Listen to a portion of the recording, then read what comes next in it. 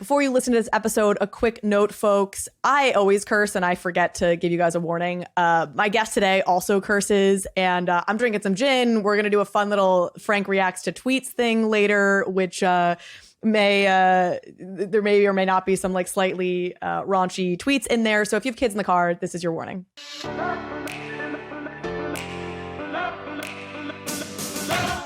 Hello, everyone. GM. Welcome back to another episode of Overpriced JPEGs. This is a special one. I say that for all the episodes, but I think this is especially true. A long time coming. I am joined by, I think it's safe to say, since the fall of FTX, probably the new king of Solana. I don't know. The one and only Frank. No. There's a lot of great builders on Solana. Many great builders. Yeah, I'm just one humble, NFT founder of many. One humble anon, yes. Among a sea of them. No, I knew as I was prepping that joke of an intro, I was like, I don't know the Solana ecosystem well enough to even know like what, if that's fair or that's right. Anyways, he is Frank DeGods. DeGods. Pronunciation check? DeGods. Frank DeGods, of course, the founder of DeGods, founder of Ute, founder of Dust Labs. We're going to talk about all three. Of course, the big question people want to know is when move to Ethereum, if move to Ethereum.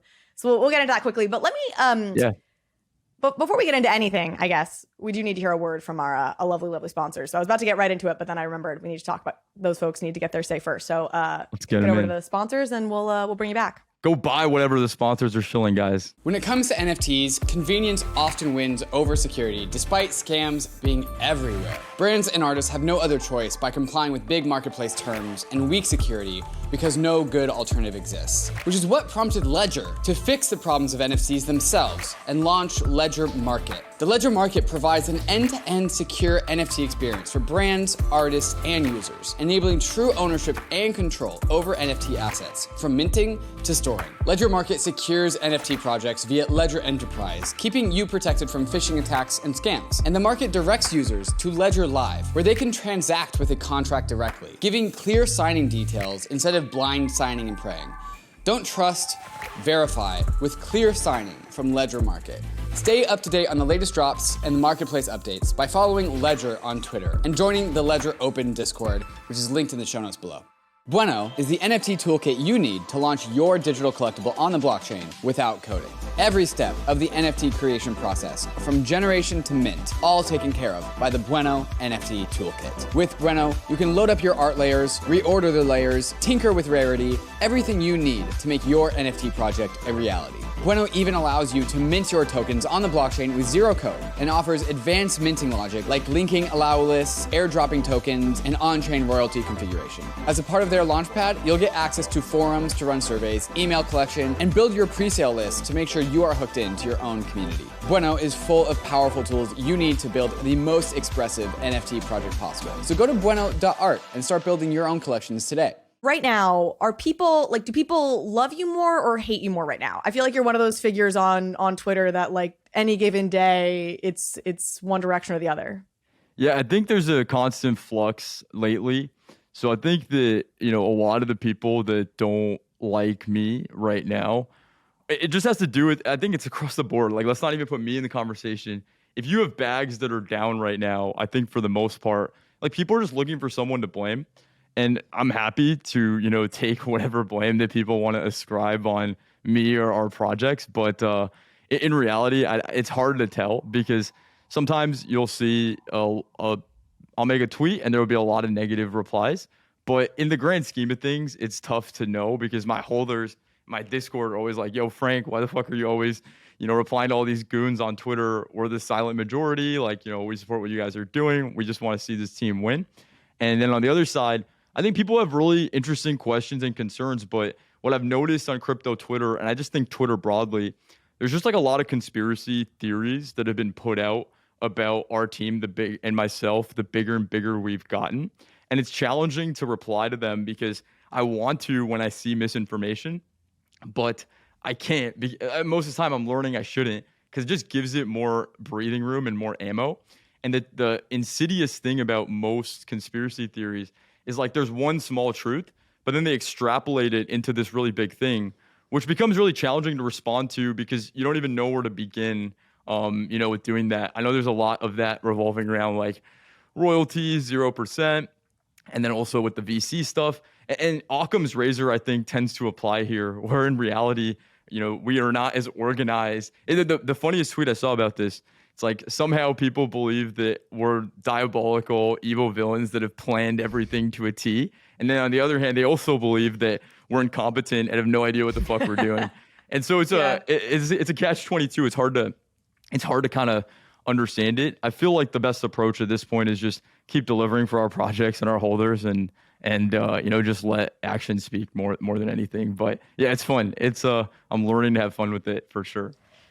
The kernel of truth thing is such a good point because I do think, I talked about this in the podcast in the wake of all the FTX stuff, is the way that media is bad is often so insidious, right? Where it's not just like one line that's a lie, but it's a picture that gets painted that's inaccurate or only partial, or but there's enough like facts in there that you can't be like, well, this is like an entirely like this is an untruth. It's a lot trickier than that. So yeah, I sympathize.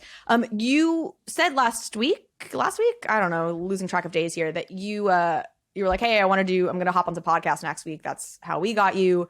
What's like the impetus for the media circuit now? Yeah, so we're about to kind of launch the new roadmap for DeGods Youth. Staking's going live. We're going to do something pretty cool around royalties. I mean, if by the time this airing, maybe that already came out. And it just felt like I want to get on a more regular cadence of making more content. But I actually wanted to come back, Carly, to what you're saying about the media, because I'm curious, because I really like your show. And a lot of your show is, centered around analyzing current events with NFTs. And I'm curious, like, for you, because I empathize a lot with creators that are trying to cover and inform new people or people that are in the space about what's going on. But how do you deal with like finding a source of truth, or what's the best when something is like in contention? What do you kind of look at to how to best cover that story? I don't think I have a perfect solution yet. One of my learnings this year is like there have been times where I saw a rumor on Twitter, and I'm always really careful. Like if something literally just came from a tweet I saw, I feel like I try to be very, very careful about being like, hey, this was literally a tweet I saw. You know what I mean? Like, please do not take this as like a fact check thing. I turn these episodes around often pretty quickly, like, et cetera, et cetera. So I always try and give caveats or like really be honest about sourcing where it comes from.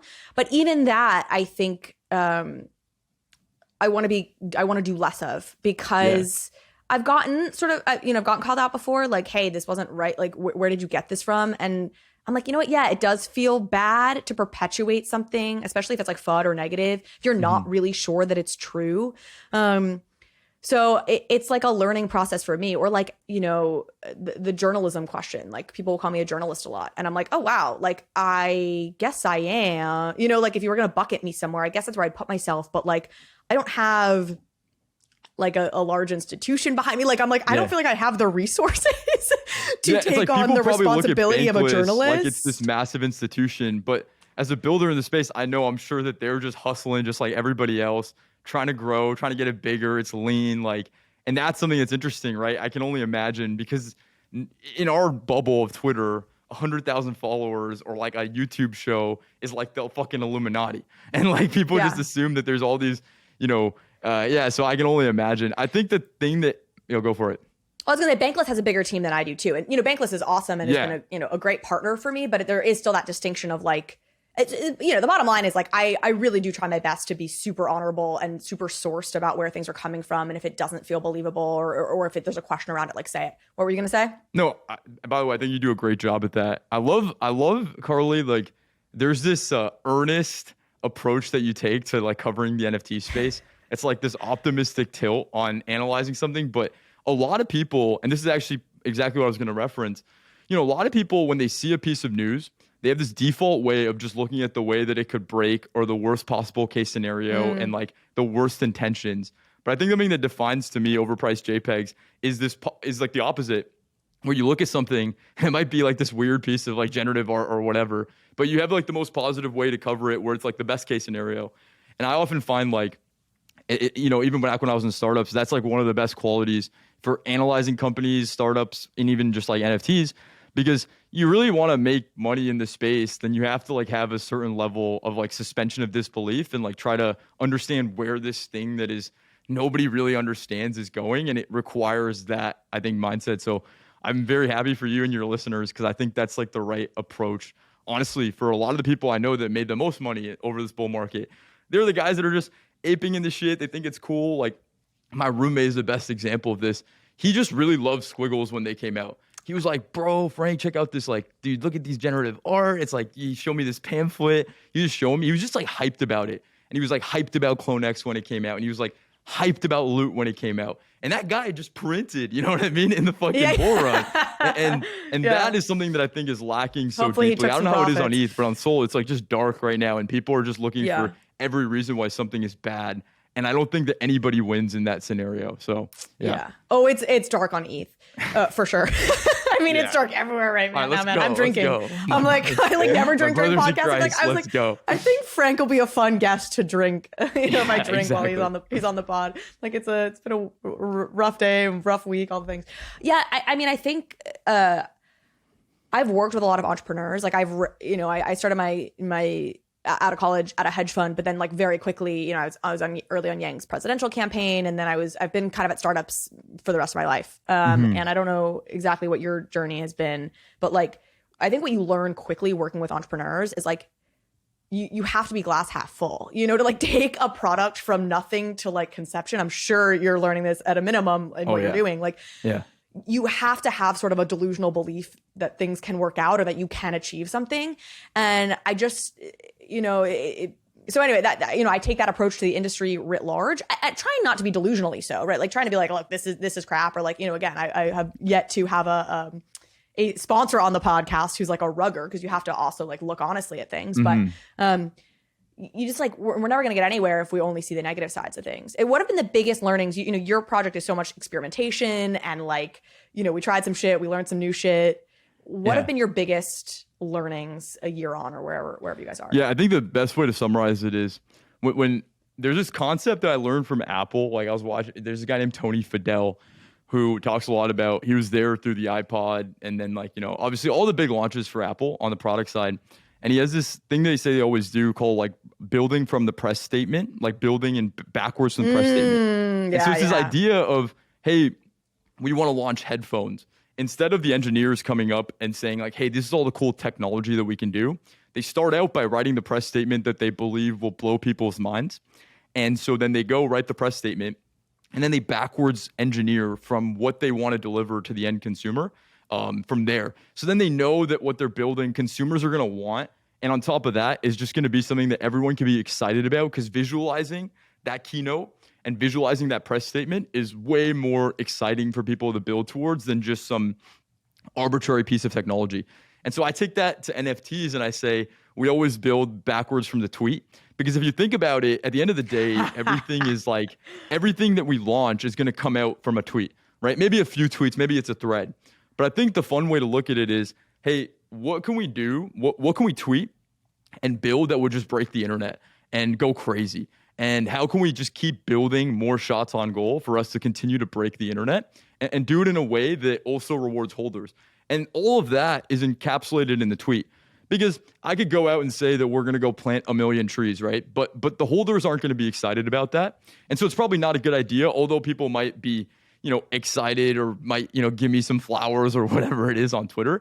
And so when I think about ideas now, it's like, how do we take all our stakeholders, roll them up and make sure that they're excited about what we're launching, and then also make new people that are potentially interested in coming in excited as well.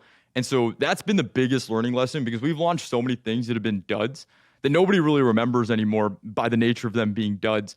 But those were very painful, because we'd spend a month, 2 months developing something, and then you launch it and it just doesn't have the impact that you expect. And I know there's a lot of projects that go through that exact same feeling. And so my biggest thing that I feel like we've learned is we just don't build anything unless we think it's going to break the internet. And then the practical way of bringing that to life is start from the press statement, start from the tweet, and then build backwards from there, because it's going to go crazy. And so, yeah, that's kind of the biggest learning lesson. That's such a good reminder. I've heard that before, the Apple building for the press statement, but that's like, that really is a good true north for this space. How do you keep from just being a like hype project? You know what I mean? Or like good at marketing, but ultimately not kind of building sustained long-term functionality, et cetera. I think that there's a lot of concepts that I've like come out and challenged, across the space. And so like, for example, one of the big ones is, this project doesn't build products. This project doesn't, all they are is hype. But I would argue that the biggest projects in the space historically have been driven by excitement and energy and a passion. And I take that to Bored Apes. I take that to even Azuki. I think to a certain degree, you can argue the CryptoPunks and the level that people are passionate, diehard believers in that is almost the marker of something holding value in this space.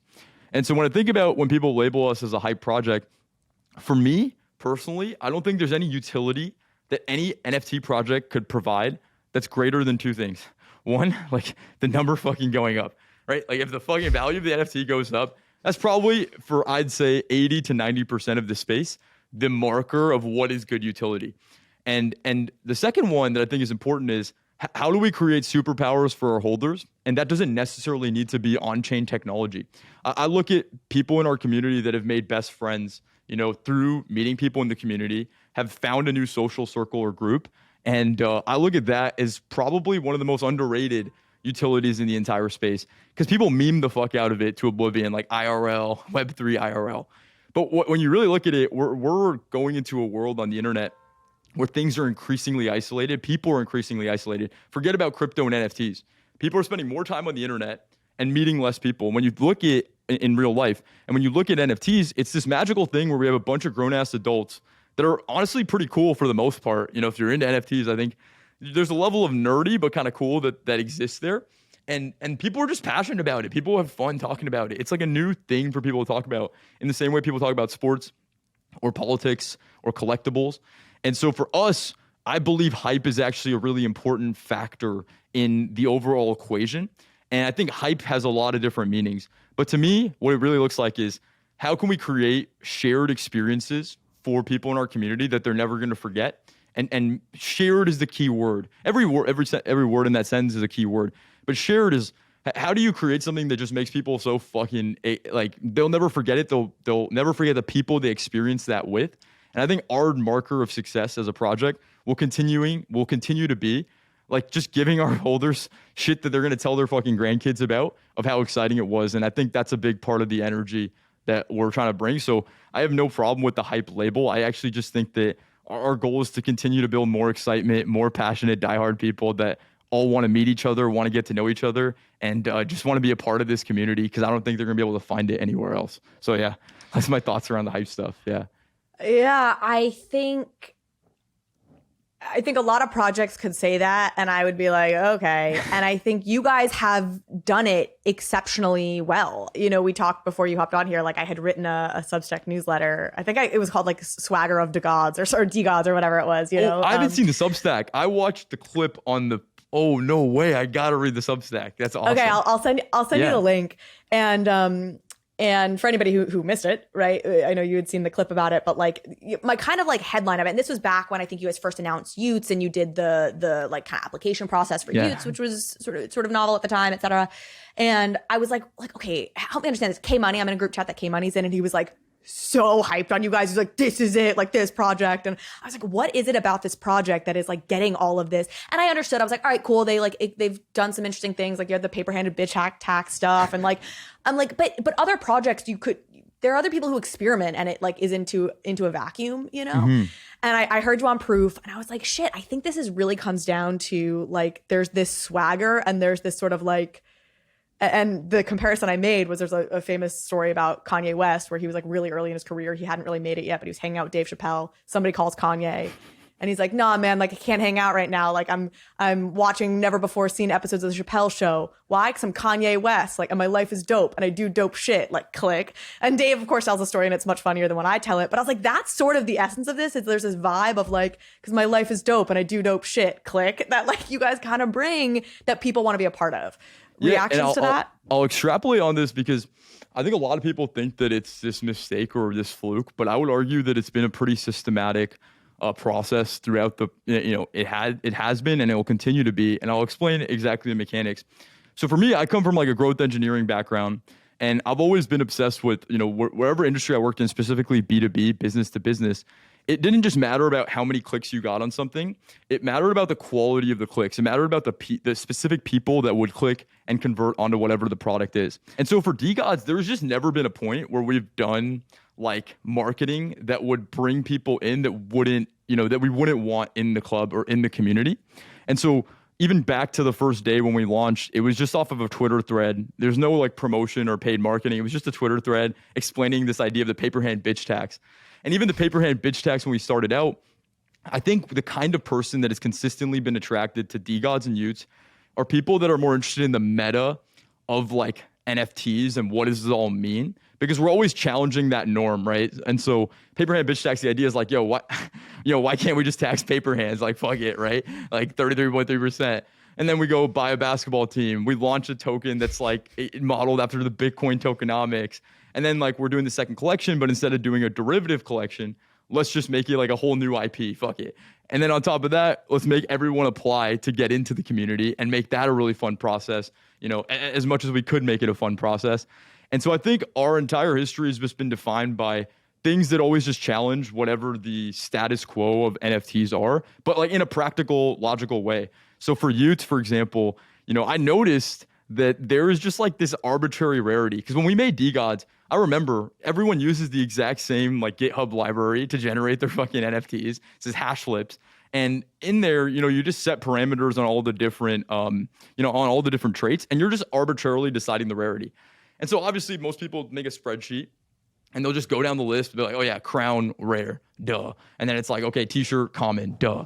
But when you think about it, like that's not how people trade. That's not how the market works. People pretty much look at things as floors and rares. And there's not a lot of data to support people want mid rares. It's like a common problem. And so for Utes, it was a big challenge for us, but we made every single Ute except for the 4101s an equal rarity. So every single Ute in the whole collection is an equal rarity. And so we created this trait leaderboard because now the market decides how rare traits are. And so we have nouns, like my favorite NFT collection, nouns. We have nouns glasses in the collection, and they're by far like the most, highest value NFT trait within Utes. But in reality, I mean, like, there's same number of nouns as there are baseball caps, as there are crowns, as there are halos. And so stuff like this that I think attracts the right type of holder that is interested enough in NFTs, but is more interested in like where this thing might go and is down for the journey of it. And so, yeah, I think it's like part of it has definitely been luck. But I think a lot of it has just been like a pretty deterministic view on, hey, like nothing in NFTs are set in stone right now. So let's be a part of defining whatever that future is. And there's no way we know what it is. So let's just keep trying shit out. Yeah. I'd also say for folks who are like listening and are maybe familiar with your project, but are kind of trying to dissect it of like for its success, I think what you're saying is great. And it's like we're dissecting this meta, we're inverting the meta in some cases. We're kind of trying to flip it on its head in any moment we can. But that's only half the battle, because the other half is communicating that and creating an IP and a vibe that reflects that. And I think most of the strongest brands are where I think you are, or what you certainly have, where I think you are, right, is substance and like intelligence and thoughtfulness coupled with simple, easy to understand comms. And that's where I think you guys communicate in these kind of like clear, let's be honest, like fairly bro-y terms. Like you are like a very bro-y, guy. And and so it feels very accessible for the kind of person who probably wants that, but it is backed up. And I think you're the way you communicate and the way you guys like the shoey stuff, the like you balance it with like I'm gonna chug a beer out of a shoe thing that works. Am I supposed to salute? To just salute? Is that what you do when people to the shoey boys out there? Let's go. Yeah, boys and or girls. Even I heard you talking on one of the podcasts you did at one point, I think NGMI maybe. And you were talking about how you intentionally made the look of the god characters kind of smug. And that completely, the vibe of the whole thing, there is, again, kind of like my life is dope, I do dope shit. Like that corresponds to a smugness. So there's been intentionality about the style of brand this is that I think successful NFT projects, especially if you're if what you're trying to build is like a club or IP or something that you're not just using NFTs as a tool to integrate within your broader business, which for what it's worth, like broadly is I think where the future of this probably goes. If you're really trying to build an IP, which is so damn hard, you have to have that like clarity of like that brand deck. It doesn't have to be in a deck, but you have to have a strong vision on what your brand is. And it's also why I think, a strong leader can sometimes be stronger than just like the DAO model, right? Like Frank, you very much set the tone for what this brand is my sense. Yeah, so it's interesting because I feel like most people want to know a lot about the practicalities of like all the different things we're doing. But to me, as one of the creators of this project, I think the artwork is probably one of the most underlooked at, but most important factors that determines a project's growth, success, and ultimately like relevance. And so when we look at the DeGods, and what I'll specify here, it's like DeGods and Utes, the two core collections. Like you have to take a strong opinion, especially in a market like this where there's literally every fucking iteration of every animal and every person and every character and everything that could fit in a circle. It's been done, And so in that market, you have to actually find a strong opinion and really understand why that's good. So for me, I know for D Labs, we have a pretty strong thesis internally that PFPs should be aspirational. Like people want to rock and represent their online identity with something that is aesthetic and like good looking and just overall something that is palatable to look at, or if it's not palatable, it's still, intent. It fits their character. So I look at DeGods, and the goal for that is very clearly like in the name. They're smug guys, and the energy that they exude is just like, yeah, we're better than you, strictly from the face. And then even the art style itself, it's kind of like a fuck you to other, to the overall system, because we're just like, hey, we can make this thing so detailed, so intricate, and just crazy. Something nobody was expecting at the time when we launched it. And now everyone kind of does this super detailed artwork. And for Utes, it's like actually, hey, fuck you. This is incredibly simple. Like this is literally colors make the difference between, what looks good. And there's only like 5-6 colors across the entire collection and a ton of neutrals. And so both of those, I think, attract a different type of professional or person overall in the space. I think DeGods will continue to attract degens, and we're going to have the girl versions of them soon, which we could talk about later. And then, let's go. And then for Utes, it's like the professional and the consummate professional, someone that wants to use this, and maybe does things outside of Web3, maybe wants to create an influencer brand around themselves within Web3. And so, yeah, there's like so much intentionality around the art. And I just have so much respect at the end of the day for people that can make good generative art that people want to use as their identity, because I think it's one of the hardest. We've done some hard shit at this point with DeGods. Like making a good generative collection is probably one of the hardest things to do. I really do think so. It's so many variables, and you want to make every single one look good, and it's tough. So a lot of respect. Colors. What was working the together, reaction to the Utes art reveal? Was there controversy around that? Yeah. So I mean. So there's this idea called the exposure effect, right? So day one, obviously we delayed it for 2 months, so people were upset. And so day one, I think that the floor went down. People were upset. Oh, is this what took so long? That's just gonna be the title of this episode. Is like people were upset. A thing happened. People were upset. We tried something else. People were upset. Yeah. I have some. It's part of like the videos we're recording. Maybe we'll put it in the documentary. But I think I have a video of me on the day before we launched the Utes art, and I was saying like, hey. People are just going to be mad about this on day one. And then within a week, everyone's going to talk about how fucking sick the art is and how much they like it. And the reason why, it's not even like confidence. It's more just there's this concept called the exposure effect. And the idea of the exposure effect is when people look at neutral things, they might not have a strong affinity towards it on day one. But over time, something that maintains relevance but is relatively neutral ends up getting a huge amount of affinity, and people start to like it more. And it makes a lot of sense. When you see something that's really crazy and just wild, you might be like, oh, fuck, this is cool on day one. But over time, it just gets exhausting to look at. Where for Utes, it's like we spent so much of time making sure these colors worked really well together. Every Ute should look good, and we knew that the fundamentals were there.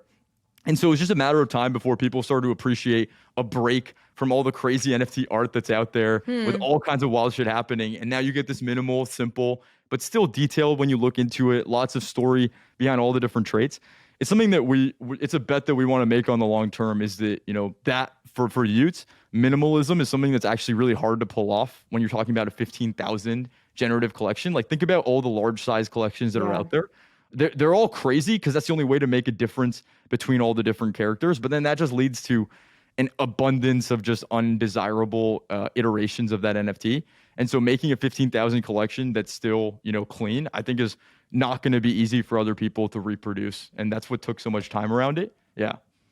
Do you feel like that's already played out? Like you've already hit that piece of It's exposure like where people are like then. super into it now? Yeah, because I know you're on ETH. So you're not midway through this process. Crushing on the volume side. And obviously we're going to do better and all this stuff. But yeah, it's been like a really positive reaction since like the day one fudders, were out, basically. Okay, so you are here to talk. You've got the staking coming out. You've got some, announcements coming out, which is why you're doing this media tour. So we'll talk about some of those. But it sounds like you are not here to officially announce that you are creating an ETH bridge, or that you are moving the entire project to ETH, or that you've chosen a layer 2 for your project. Is that unfortunately the reality? That is the reality. No decision has been made yet, but happy to talk about it. I think that the more we can talk about it in a nuanced way, the better, the discourse can be. So yeah, I'm curious for you, Carly, how did you hear about that, or what was the...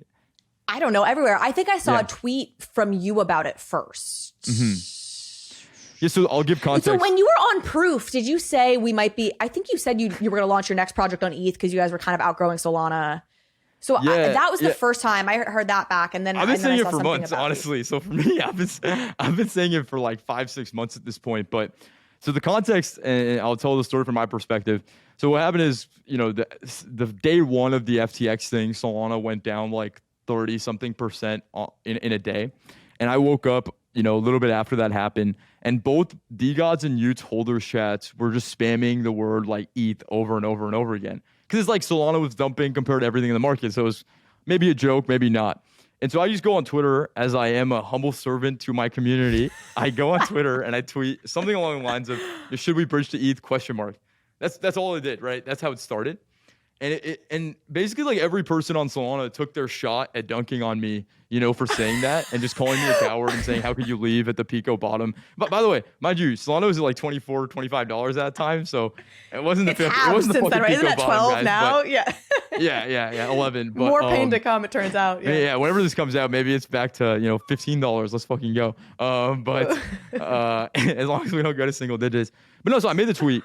And what was so interesting to watch was there was a pretty visceral reaction from everybody involved, right? From our holders, from people that are definitely not. The most visceral were people that were not holders.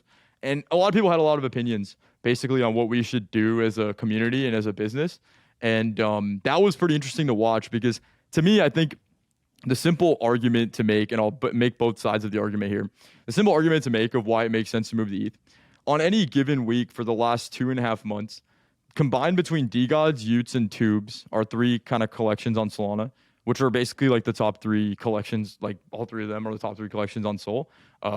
They've been doing anywhere from 60 to 80% of the trading volume across all Solana NFTs, and recently that's changed. There's a cool mint, Lily, that came out, super bullish on them, excited.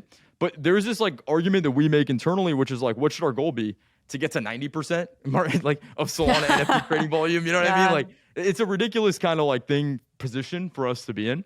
And so when I look at the average trading volume on Sol and ETH for the last year of sample size data, I mean, we have a lot of room to grow. If we were on ETH, we're on Sol, the argument could be made that it's a lot more challenging. And so when I look at the decision now, I think it's just going to have to be a community thing. But I think we have some interesting ideas on ways to do it where you wouldn't necessarily need to lose your, Sol version of your DeGod or your Ute.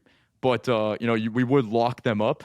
The joke is like, we could do it where you could bridge it, but you lock it up until the Bitcoin halving, because that's when everyone knows it's going to, things are going to bump again. So you get the airdrop on Sol, when the Bitcoin halving comes in like 2024. That's like, we'll see. Maybe we do that. Maybe we actually do that. We'll see. But for me, I'm just like open to listening. Honestly, we've been talking to the Polygon team, Avalanche team, Cardano, like people at all these different blockchains, and big marketplaces here on ETH as well. And we're just trying to understand the data and if it makes sense, what the implementation would be. And once we collect all the data, we just want to present it to our community. My thing is, if we do end up doing it, I think it'd be pretty fun because it'd just be like a journey at the end of the day. And it'd just be like crazy, right? I don't know how the ETH MFers are going to react. I don't know how the Sol MFers are going to react. But part of my whole thing is I just think we need to stay relevant. it's important that NFT projects in this bear market find ways to do things that will continue to maintain or build back relevance, because if the market's going to get as brutal as everyone says it does, there's not enough room and liquidity to support every project. Yeah. And so to me, I'm excited on it just on the simple fact that it would just make people go crazy. But I understand it's not how we're supposed to run our business. And so apparently balancing the two right now. So that's where my head is at right now. Would it be right to say that kind of obviously the decision is go to ETH because there's far more liquidity and therefore potential to frankly, that'd be great for our holders, right? You have more people who have the wallet to bid on your NFT, to pump the price, et cetera. And then the major con is it feels like a betrayal of the ecosystem that got you to this point. Is that essentially the calculus? Yeah, that is essentially the core of it, I'd say. Yeah, 100%. And like, walk us through a little bit, like what is bridging it mean? What would locking it, like, what does that actually mean? And I hear bridges and I'm like, that's where all the hacks take place. Yeah. Like, what does that end up looking like from a technical perspective? So the argument to bridge versus an airdrop, right? It's like bridging essentially means that you take the asset from one chain to another, and it's like maintains somewhat of a provenance because you have to bridge it, and there's a proof of that bridge transaction itself to bring that asset to the new chain. But the thing is, like, if we do which a lot of people think maybe we should do an airdrop, my concern there is I don't think that necessarily benefits current holders because it would just fragment the liquidity even more. And that's why I think that if we're going to do it, it seems like almost a non-negotiable to at least do it as a bridge of some sort. So I'll tell you, I don't know how to speak on it generally, but I can tell you the basic idea for DeGods, for what we would do hypothetically for DeGods, which we call it season 3. So we're working on my thesis. Actually, this is a small tangent, but I think it's very important to what we're talking about. So I have like a thesis on NFT art I want to upgrade the DeGods and the Utes artwork like every year and let people keep the old versions of them. But to me, I look at like a Bored Ape or, a lot of these other top projects right now. And I think that as cool as they might be right now, I don't know if the culture and the speed at which the space is going, if those are going to continue to be cool, in a year from now. It's the same reason that Fortnite and all these major games, they don't use just one skin. Like, people are constantly adding and getting more skins, but it makes the original one really cool because of the fact that there's been more added on top of it.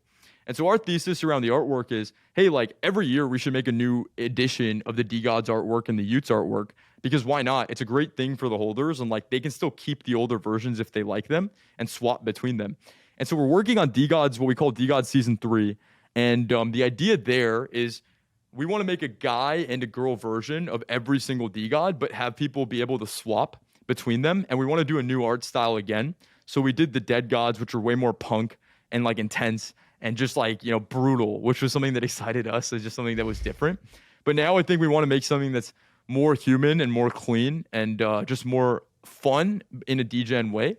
And so we're going to do that. The idea would be, if we were to bridge, we'd essentially take, when the Season 3 artwork is ready, probably early 2023, we would allow people to basically mint the ETH version of their DeGod with the Season 3 artwork. And they can swap between a guy and a girl. It's going to be fresh, cool, all this stuff. But if they want to do that, they would have to lock up their DeGod for, let's just say, 2 to 3 years, whenever the Bitcoin halving is happening. Maybe we do it a little bit after that, 2025, something along those lines, because we want to make sure the liquidity doesn't get fragmented. That's what would make a bridge go poorly, is if it was just like, casual, hey guys, just go bridge. Neither chain would actually benefit from that, and the holders wouldn't benefit from that, because where do you buy it? Do people actually want to go through the bridging process? Maybe, maybe not. And so that's the way we think we could do it clean and maintain the provenance if there's 10,000 DeGods at any given time. So that would be how I'm thinking right now about doing the bridge, which I think would just be fucking like it would just be so fun and crazy. But again, we'll go through a vote. We'll make sure it's like, people actually want to do it. But no matter what, the magic of this is you're going to get the soul version of the NFT back. And maybe it's kind of fucked up that we're gaming the system a little bit, but it's like you're going to get the soul airdrop in like 2 years when the bull market theoretically is back. So feels like it might be a little bit of cheating, but I don't know. I think it makes sense. So that's where my head's at right now. And sorry if I missed this, but like, would you have to opt into this then? Like, would the entire collection would have to buy in? You couldn't kind of like, you couldn't do what you did for Dead Gods. Okay, so then screw it. Like you get no, you have the optionality. It's like, I mean, yes, I'm not a holder, so you got to ask for actual holders, obviously. But I'm like, yeah, I mean, everything we do is kind of like the opt-in system. People still haven't upgraded to DeGods. You know, like, well, because aren't they hoping, like, waiting, thinking that maybe they'll be rarer? You know, they're like, maybe the DeGods will be rarer. I'm like, yeah. But you're working on something where you maybe switch. Like this. My framework around the upgrading opt-in system. So the way I look at it is, you have the original DeGod, right? And you have the choice to upgrade to a DeGod. Now, us as a team, that creates a filter, you know, in the funnel where now there's less, you know, there's less overall DeGod holders that we're actively working to provide benefits for, because now there's still some people that have held their DeGods and haven't upgraded, but people that have converted to a DeGod, we can go create benefits and cool shit for them. Like for the Utesman, only DeGods had access to it. So then now there's like another. And you get more dust, right? It's like that stuff. Yeah, exactly. And so what's interesting to me now is like we can just keep filtering our community over time for people that play the game and follow all the rules, and keep making sure we provide benefits only to the latest iteration of our collection. So we're not. There might be a world where we could do an airdrop where it wouldn't have to dilute the entire supply. We could do an airdrop that was, once we filter it over the years, it could only be 3,000 people that have upgraded the whole way. And those people could get like the next big thing that we make. And so I'm pretty bullish on this idea of opting in for everything. So even like with Utes, you don't have to mint the Ute. You can just hold the tube and just wait. You know, it's like if you want to. But then it's our goal to make the value for the Utes holders, you know, ideally surpass the value of just holding the tube. And that happened for a while with DeGods. The pendulum has shifted. And then similarly with Utes, right now, holding a tube is more valuable than having a Ute. But when we launch staking, we just do cool rewards, airdrops, whatever it is that makes it more fun to have a Ute. It makes it a fun game for us as a team to constantly optimize around a different reward structure that doesn't just require blanket rewards for everybody, but kind of rewards people that are playing the game and, you know, overall helping the community more than anything. So yeah, sorry if that was a long ramble, but I just get nerded out about that. No, I mean, again, I think this like reflects why I think you guys do well, because I think there is a lot of intentionality. There's actually a lot of like savvy to all of this. And then there's also this shroud of like, chug the shoe. I don't know, whatever the hell you guys say. You know what I mean? Like, yeah. Am I right? Is that what you guys say? Chewy gang. Okay, I can tell this might be a slightly long episode because there's so much more to get into. Like I want to hear your reaction to the FTX stuff. I want to obviously I want to talk about Dust Labs and staking and some of what you have, you know, what you're doing this whole media tour for essentially. But I'm going to do a little interlude here because I think this will get us to some of that, which is, I didn't tell you we were going to do this. So I guess you have the right to opt out if you decide you don't want to. But no, let's do it. I don't even know what it is. Pulled some tweets. You're like that. You're like, that sounds like exactly my favorite kind of thing.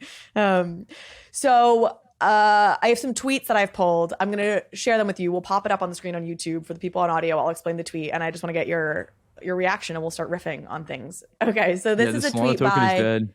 Ethereum has little to no chance. Cut losses. I mean, this guy, King Fud, probably is a really good predictor of where the market is going to go. And so, yeah, I mean, I would just listen to him, honestly. I don't have any good counterpoints there.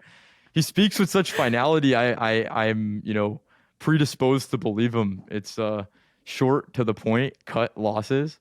I appreciate the financial advice, King Fud. Thank you so much. So I've been told that King Fud is your nemesis. Is this a thing? What is there anything with King Fud? There's this thing on Solana NFT culture where honestly, like our influencers are just like the funniest people, I would say. Like just by, you know, if you're funny, it's like that's what people tend to gravitate towards more. And so I think King Fud is just a really funny guy. And so he doesn't really have a line that he draws for when he makes jokes. So he just says like crazy shit all the time. And sometimes I'll like call him out for it and we'll have like a debate or whatever. There's been times where it's gotten intense, other times where it's been like really funny, but I wouldn't say he's like my arch rival. I think he's a funny guy, and I think he brings positivity to the space and negativity, but I think he does both, which is better than most, you know. So yeah. So to follow up with some serious questions, you know, how are you feeling about Solana? What was your reaction when the FTX net news dropped?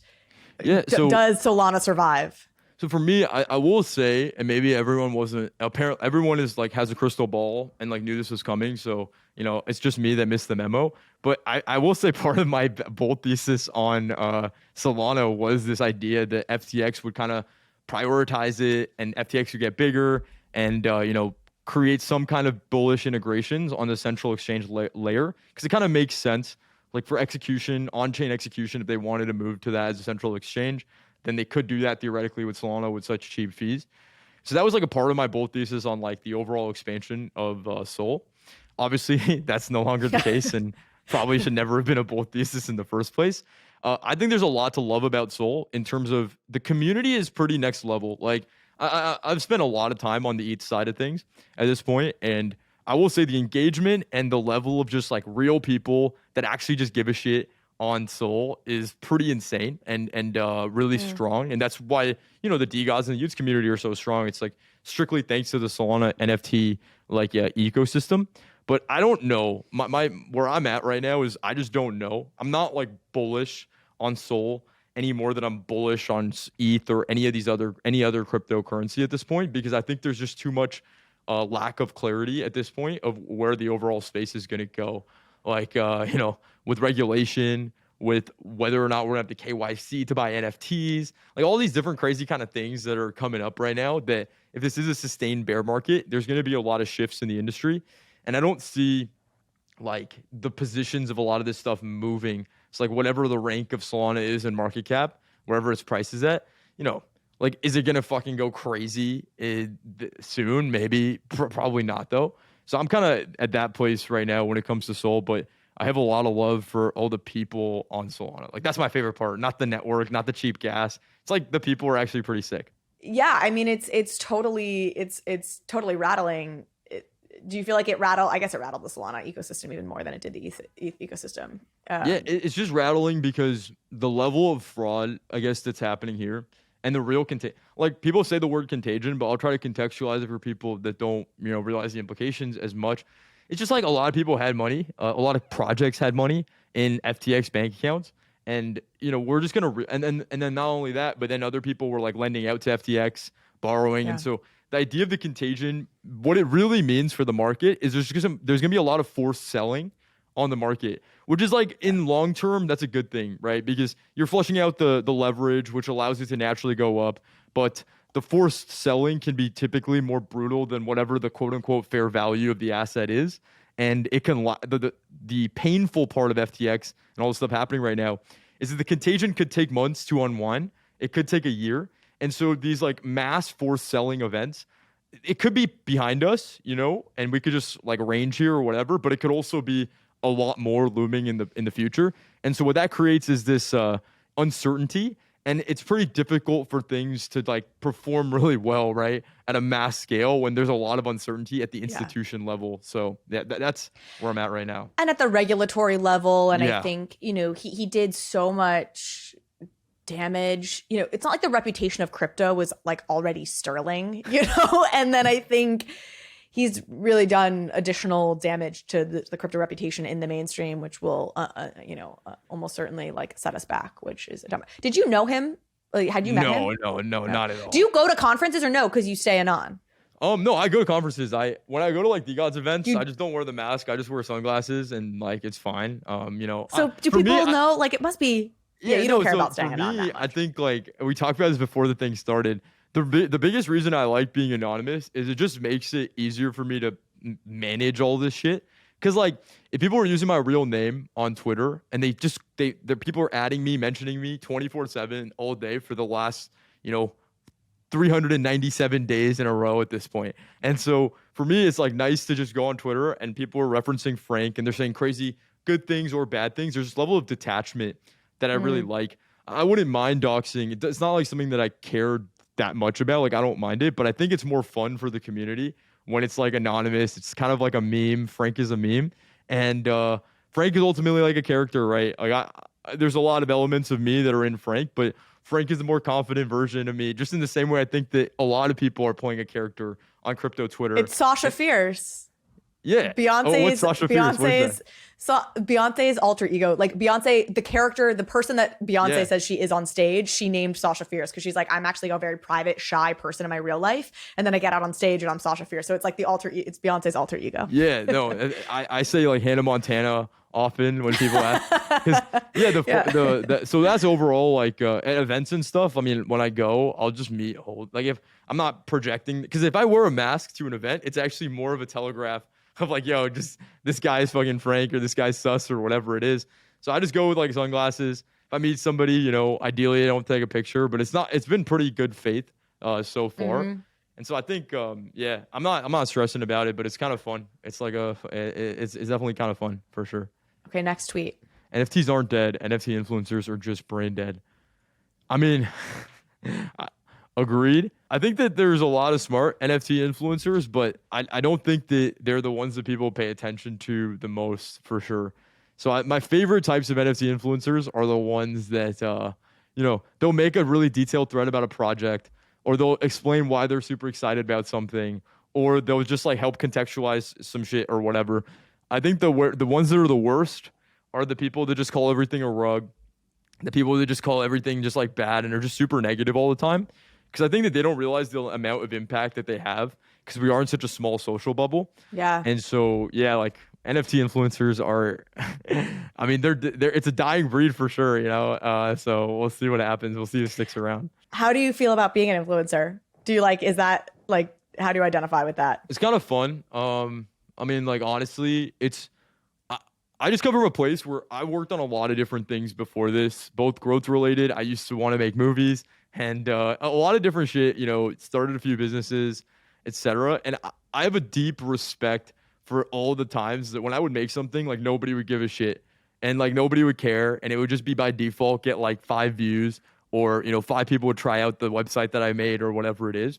And so I just take with a lot of gratitude the fact that people care about my opinions or my thoughts or things that we're making. And so I try to treat it like with a lot of respect, but it is also really fun to be able to have, you know, interactions 24/7 with people. Cause I do love meeting people in this space. It's like probably one of my favorite things, especially when we're on the same wavelength.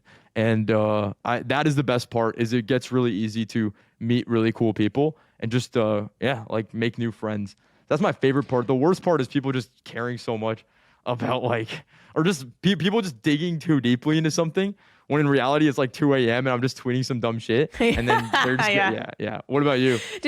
Are you a fan of the All In podcast? I love it. Yeah. I would think that you would listen to that. I remember when David Sachs was getting subpoenaed by the Twitter council when all the Twitter saga was still going on, and they were like, like asking like, how you're trying to drive the Twitter price up, and he was being like, I was sitting on the toilet and decided to tweet this thing. Like, there's no deep thought process behind these tweets. What about you, Carly? You're a bona fide influencer as well. I don't know though. It doesn't feel.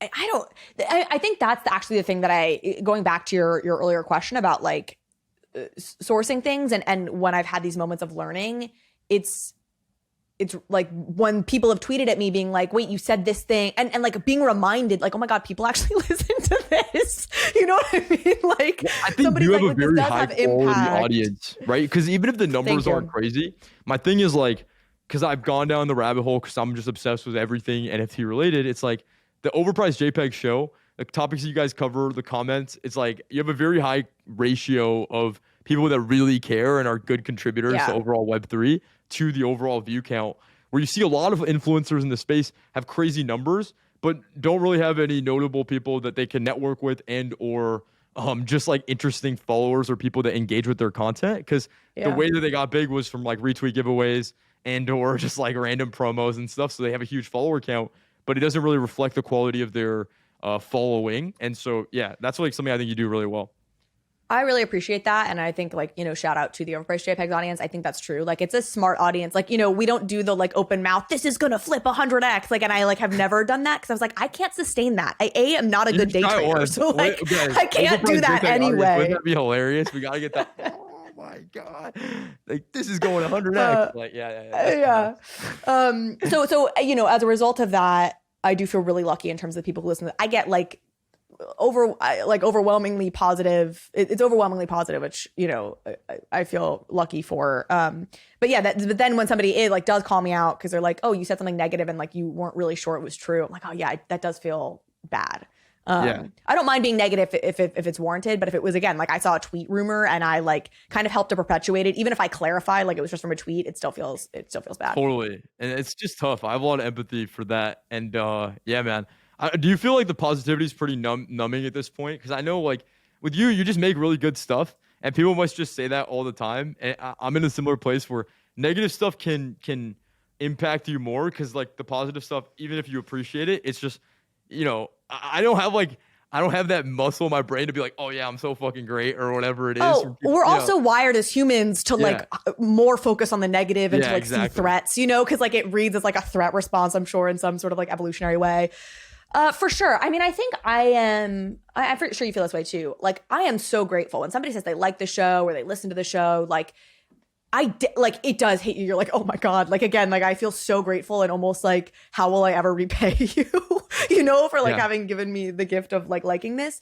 But I definitely will focus, you know, I focus way more on what's not good enough. You know, I'm thinking all the time, like, what does the content look like next year? Yeah. So what are your goals? Like what would be like a successful 2023 for Overpriced JPEGs and Carly? Frank. Yeah. How much time do we have? This is like all I think about. I'm curious. So, I mean, I guess, you know, I haven't really talked about it so much on the pod. I want to broaden a bit without feeling like it's a betrayal, not dissimilar to like, do you go to ETH, without feeling like it's a betrayal of the stuff that I've been covering up to this point. So to give you an example, I am probably going to have a pretty big, like, I don't know, how do I explain this? You know, 1 million Instagram followers, more traditional influencer type in a particular space. I don't want to give anything too much away because it's not totally locked and loaded. And you know, she's doing a Web3 like membership club, like kind of lifestyle thing, which is cool. And that's of course why she and her team wanted to come on my podcast. You know, that's the amazing thing is I get access to these people. Like I'm punching way above my weight, you know, like, in some ways. So they want to come on because they want to get in front of an NFT audience. But what I've really talked to her team about is like, hey, I would really love to use this as a moment to not get too nitty gritty of like, when exactly is the drop? What's the price? Like, what's the chain? You know, like some of that more technical stuff, but go broader and talk about like, she's a part of like the creator economy, the centrality of individuals over institutions. I mean, this is something I watched during the Yang campaign, but was very privy to even beforehand. Like your rise of Joe Rogan, your rise of these individual over, and then the decline while you have declining MSNBC, CNN, Fox. So there's this broader trend that NFTs I think are very much at the center of because they're such a tool for creators, and getting to have conversations like that. Talk to Jay Sammons, like this would be a dream, right? Who's Kim Kardashian's partner on the private equity fund. I have no idea if he's into Web3, but he is touching on a zeitgeist of like the power of a Kim Kardashian. That is this broader economic trend for which the NFT story is very relevant. So I'm hoping that's a way that I can kind of broaden a little bit, where I'm not just kind of having some of the same conversations that can feel a little bit repetitive, even if it's, you know, whatever. I don't know. What are your thoughts, man? No, I think that 100%, like getting big guests is a huge part of it. And you have like this very specific style of content that I think would lend itself well. I feel like clipping is one of those things too, of just like short form clips on Twitter. It's such a huge arbitrage to me. And it's a big focus of our content also going forward. And we've done like a few of these short form video things, but Twitter, like short form video content seems like the biggest arb, especially when you can leverage existing communities. Like DeGods guys, Utes guys are going to like go watch this pod, which is going to grow the audience more. And like, especially if we can get it to go viral in different ways on Twitter. And so I don't know, like I think overall, like as that is going to be a big part of it. I think the question I love that you're saying this. Is it a monetary, like, would you like to get more, you know, bigger sponsors, or is it like a bigger reach thing? Or because like that's bigger what I always wonder is what is like the big success KPIs, I guess, for content in Web3. It's so different across the board, and I'm always curious kind of how people are approaching it. I want to have a massive show. Like I want this show, and I think there is realistically, maybe people hate hearing this, but I think there is a ceiling to the number of people who are ever going to be like deep in NFT culture, even as like adoption of NFTs skyrockets because people have Starbucks loyalty and they have their Instagram, whatever.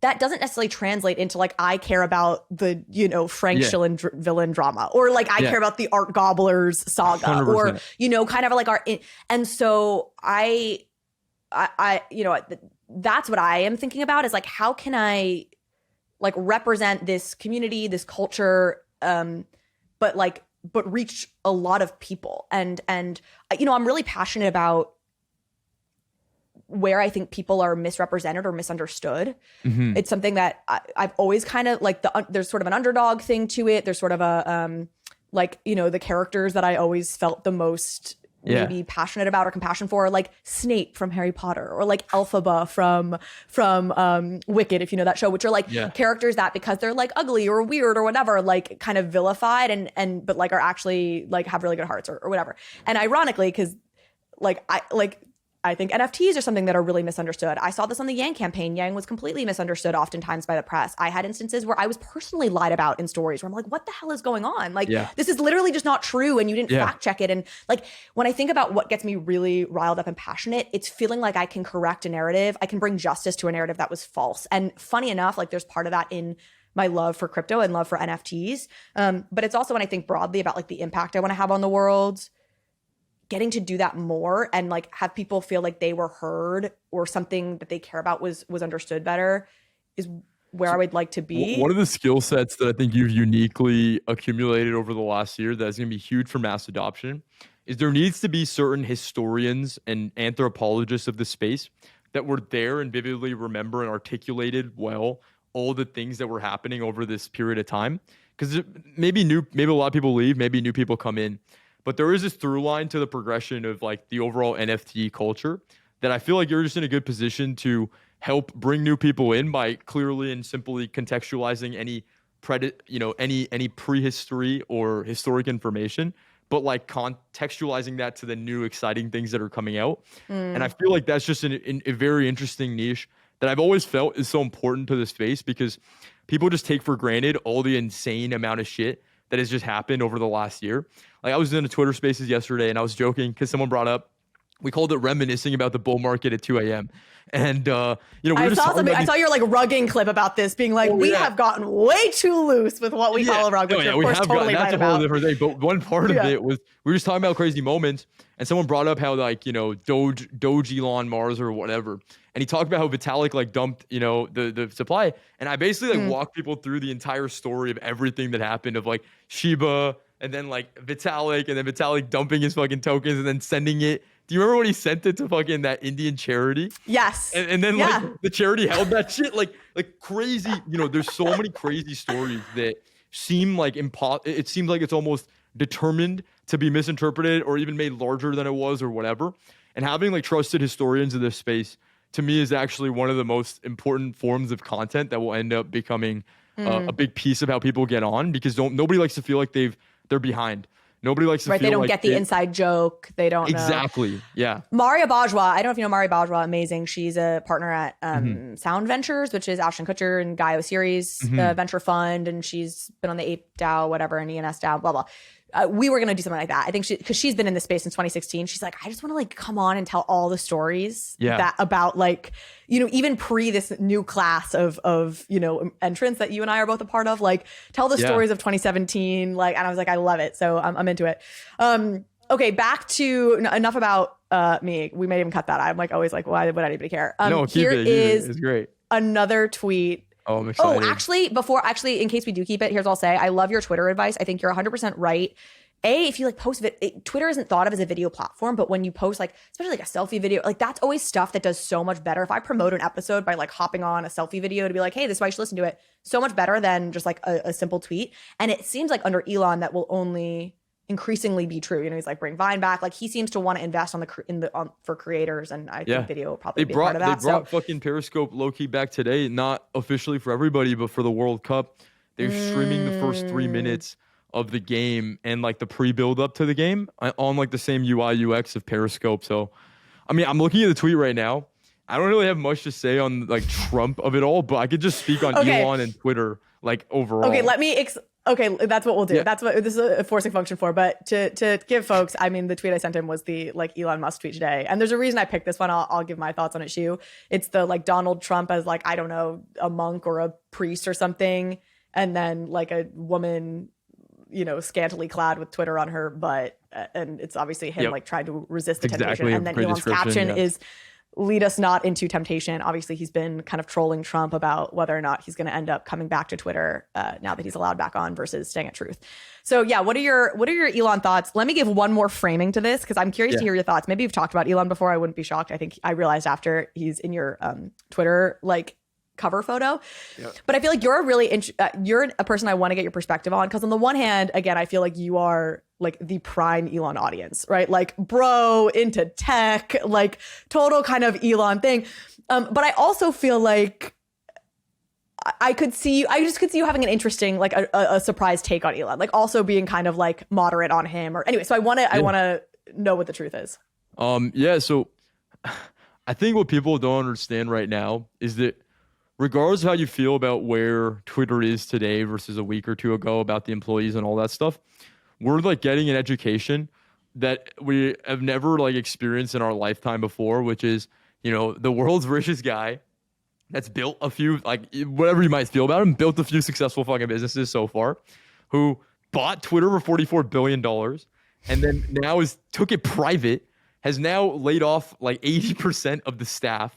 I might miss some of these numbers might be fudged, roughly 80%. No, that's staff. Yeah. And now his goal and mission is to turn it around with a really small ragtag group of people and build it from there to becoming big. And for me, I mean, I look at all the changes that have made on Twitter over the last like month, and I'm blown away just at the pure iteration pace. Like no matter what, you know, whatever you want to say, dude, there's been like a lot of fucking changes on Twitter. And I think that it's kind of exciting to be building on Twitter and having an audience on Twitter right now more than it ever has been before, because at the very least, we're going to be part of this journey that is ultimately going to attract a lot of attention and controversy around Twitter, the platform, which I think ultimately just makes having an audience on Twitter ever more important. But my favorite little nugget of this whole Elon saga has been getting a chance to read the internal comms that Elon sends out to the team via Slack, email, etc. And I think if you're like a business builder or you know, building something right now, you don't have to agree with the approach that Elon takes. And I'm sure I personally, you know, this is what I think about most people. If I like somebody, like I like things that they do, or I don't like things that they do, but I don't have judgment on people that I have never met or have not interacted with, right? And so for me, the internal comms with Elon is kind of crazy. Like it's pretty fucking nuts because he's trying to turn the company into a real, into like Tesla and you know, the other companies, his hardware companies that he runs, that is just this very strict work culture. People are there for the mission. And I would argue that the Twitter mission is actually more relevant to most normal people than right now Tesla and SpaceX are. And so I think he could actually bring in a lot of really talented people that are about the mission of Twitter when they get to the point where they can articulate that better. So I'm overall excited to watch it, and it's been really great entertainment. But I feel like we're all watching either a masterclass or the biggest implosion, you know, of a business builder in our lifetime. And that is, no matter what, is exciting. And so, yeah, I'm rooting for Twitter to succeed at the end of the day. And so I have that bias within me, but I just think it's been really exciting. And I think that a lot of the changes make sense. Like, I think the Twitter Blue thing, here's an interesting one. I know I'm rambling, but I think this is actually all banger. Yeah. So Twitter Blue, the idea was, obviously, you know, it's wild that people have to pay for the verification. But the reality is, and I'm sure you know this, Carly, like people are already paying for verification. They were just paying 10, 20, 30 grand. All these people on Twitter that you saw, you had no idea how they got verified. Dude, it's all corrupt, man. Like so many people throughout DeGods and, you know, you, Frank, have offered to basically like get me verification for like 15 grand. And so it's already been pay to play. So if anything, Elon brought the fucking cost down to from 10, 20 grand to like $8. But on top of that, it would be an interesting way to eliminate bots in the long term, because a lot of these bot farms that exist, they have these accounts that are active. You know, basically they have like thousands of sitting accounts that are just sitting there for free. But if you transition where a vast majority of the prioritized, you know, discourse was happening with people that were on the Twitter Blue ecosystem, then you could see a world where it would be you break the business model of bots, because it would cost you like $80,000 or whatever it is a month to have 1,000 bots, or it would be to have 10,000 bots.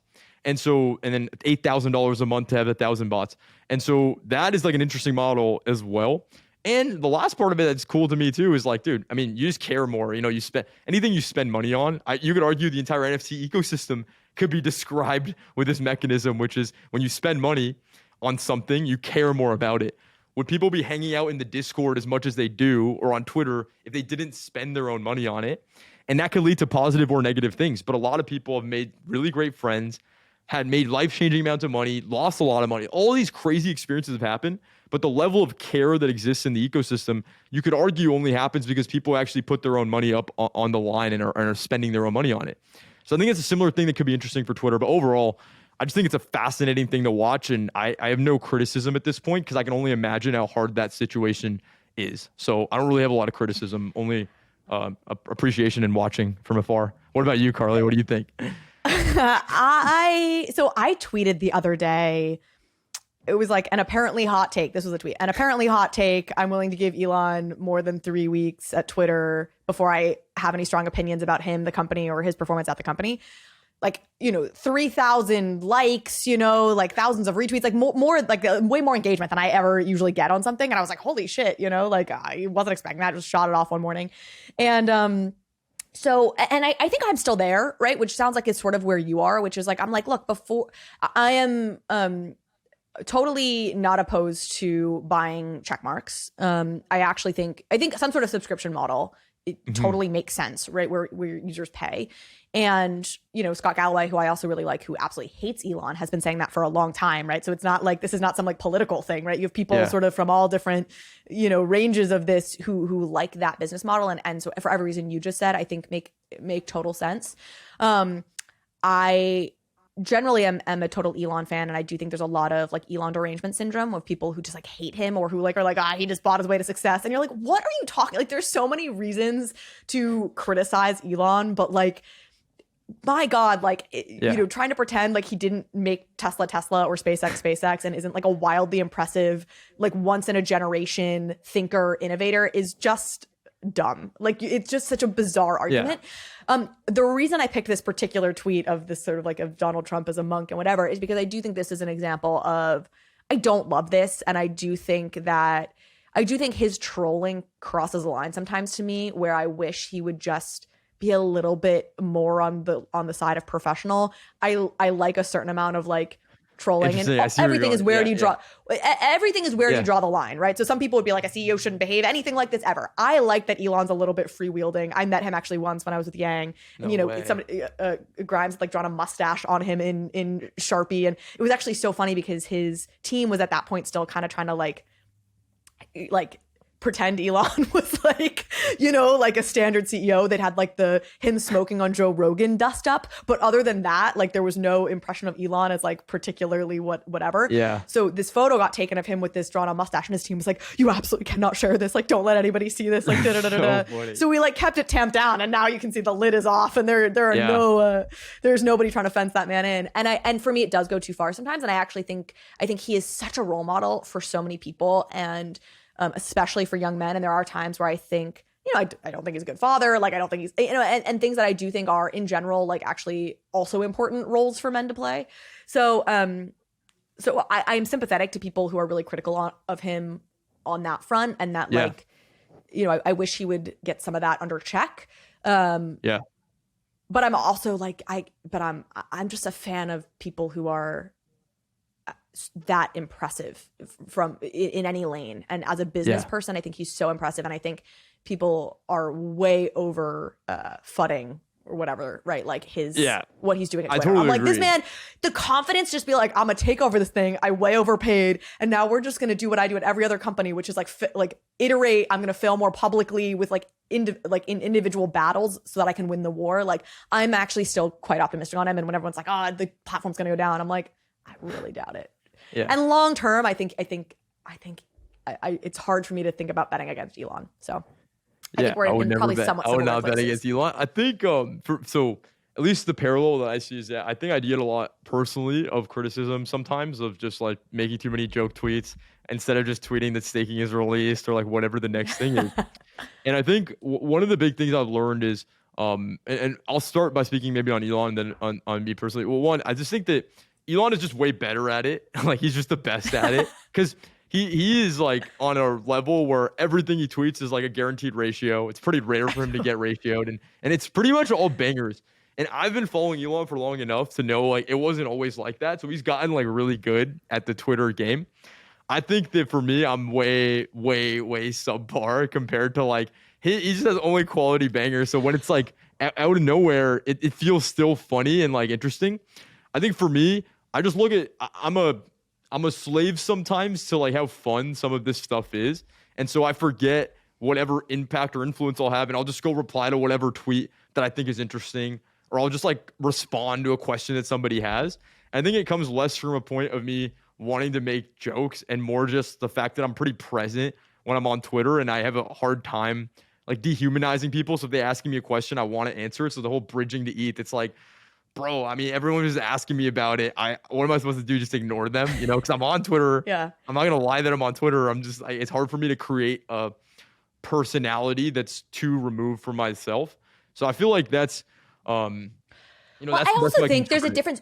There's a difference between you who built a brand whose tone out the gate was a certain way and was this, to like Elon, public company CEO, like, currently the leader of like the biggest town square in the world. Like, I do think there's a big difference there. None of what I just said about Elon was a commentary on you, for what it's worth. No. But I have a really good point on this, on why I think it's valuable and why I think it's just valuable across. So specifically, if you look at the mechanics of like even Boring Company, Tesla, etc., it's famous that Elon has basically like leveraged the cult of personality that he has to quite literally fundraise for his companies. So the Tesla booty shorts, recently the burnt hair perfume, these are like multi-million-dollar e-commerce products that he's just putting out there on a whim and is able to generate real revenue for their company that they can then go use to continue to expand without relying on more external investors. And so as much as it does seem like it is this like, and I imagine it is just kind of funny, I can't help but feel like that has contributed to his ability to just create these pretty insane fundraisers out of nowhere, which is pretty impactful for the bottom line, which is what I respect a lot about it. And I'm definitely going to copy if we can pull that off. So yeah, no, you're 100% right. And like I said, like I actually do not fall in the camp of somebody that's like, he should just be like a buttoned up CEO. Like there's so many Elon tweets that I save them. I like love them. They bring me such joy. But again, it's a where do you draw the line question. And for me, I think he feels so kind of like hounded or like kind of demonized by, let's call it the left, realistically, which I actually understand. I mean, the fact that you've like the Biden administration won't invite Tesla to like the green energy car summit, you're like, oh, come the hell on. They're like, GM, we're praising you. We're like, GM's just using the like blueprints that Elon open sourced. Are you kidding me? So like, but I think that has pushed him to a point where he now, again, to me, can step into kind of bad role model stuff at times. But again, it's all where you draw the line, and different people have different lines there. There's also stuff where it's like, this wouldn't be funny, but that you are the wealthiest man in the world running like, who is a literal rocket scientist, and therefore it becomes funny that you're tweeting this thing. Yeah, that's definitely a big part of it. How successful you are. Where like, this isn't funny. Like Carly tweets this. He's like, sex tape, and it's like two tape rolls that are in like the shape of a 6 and a 9. It's like Scotch tape. Like that's not funny if Carly tweets it. That's hilarious because Elon is it'd be pretty funny. Is the richest guy in the world. It wouldn't go as viral objectively for sure. But I think it's strategic. I think it's strategic that he's just good at just doing casually. But the cult of personality for him has been a pretty big deal. Like for raising on an infra level for his companies, which is pretty cool. I totally agree. I think it's strategic. I think I do worry that he is somebody who could like fall into madness. Like I think he's a genius that could at some point find himself in the madness camp, and there's sort of always a question of like, I'm shocked the fact that he hasn't already is like, well, depending on who you ask. Well, there are plenty of people out there who think he has. Yeah, that's fair. I mean, I don't know. I think it seems pretty clear to me right now that he's just the best at what he does, which is like build businesses that are pretty high impact and do them in creative ways. I think that he's going through struggles right now with all of his companies, Tesla, SpaceX, etc. But I don't know, man. I just don't see another. It's really by the team. Like this is actually the best way to put it. This is what we're trying to do similar here with DeGods, and like we're about to start hiring. I think that I've met a lot of people that have worked at like Tesla and SpaceX back when I was in startups, even like recently, you know, just more happenstance. And what's crazy is like he's just able to attract some of the best people in the world to work at his companies because he creates such a strong mission. And I think there is this, maybe it's more male than anything, but maybe it's like this male energy. I think girls do this too, or have this, you know, phenomena too. But I think it's very interesting where people almost want the rigidity. People almost want the fucking, you know, the military general type of work environment. Because for the right person, that is so liberating. Because now you know that you're working towards something that's really, really important, and you can just spend your energy, time, and your best years of your life working on that mission. And for the right person, which tends to be a really high talent person, like that is the most exciting thing they could possibly do with their lives. And I know that's the case for a lot of the top engineers at Tesla and SpaceX. And so I think similarly that's why I'm constantly bullish on Elon's companies. It's not even necessarily Elon, but it's the team that he's able to put around and the people he's able to recruit, because he's so good at painting the vision of how impactful this thing is going to be and then building an organization that actually works towards that. And that's like really hard to find, right? It's really a rare, if probably one of one in that category is Elon Musk. Mark Andreessen tweeted, right? He was like, if I was in my 20s and looking for a company to join, like I know where I'd be going. I guess we don't know for sure he was talking about Twitter, but it seemed pretty clear to people. Yeah. Okay, we're an hour and 20 minutes into this and we haven't gotten to royalties. So let's get to what you have coming up. I think so too. I appreciate you giving so much time, and hopefully the audience thinks so. This is obviously another example of where, like, you know, DeGods and Utes, like, you know, drew up some controversy. You guys just made a decision to go to zero royalties, which got a lot of artists upset, being like, oh, you're setting this bad precedent. You know, you're setting this precedent that creators don't need to be rewarded, etc. Then you tweeted out that you had a potential solution to the royalty question. I know you made a long blog post kind of identifying the problem, talking about a solution.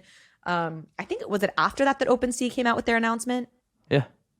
After that, OpenSea came out with an announcement, which felt, frankly, the announcement felt quite similar to the kind of solution you had proposed. And then Utes, or I don't know where I am in the timeline here, maybe I'm screwing this up, but Utes had a 3.3% royalty. And so then people were like, well, you said zero royalties, and then you came out with a royalty. Yeah. So where are you on royalties today? I'm in the exact same place that I've always been, which I think that with creator royalties, you have a much more bullish thesis on NFTs. Like, I think it's a lot more clear to look at the future of NFTs and be like, oh yeah, this makes sense, and this is going to continue to grow traction when royalties exist. And so when we went to 0%, for context, it was the day of the DeGods like anniversary. It was our 1 year anniversary, and that's the day we decided to go to 0%. And the reason we decided to go to 0% was strictly more so an internal decision than it was an external one. And the reason is on Solana, 0% marketplaces became way more popular way before they did on ETH. Right, Magic Eden made the move. Yeah, Magic Eden made the move after, but the timeline is back in like April, May, this first marketplace that really I saw that was popular, that was doing 0% came out, called Yaw. And as soon as Yaw came out, you know, they weren't getting a lot of traction. But DeGods started to kind of moon and go to a higher floor price.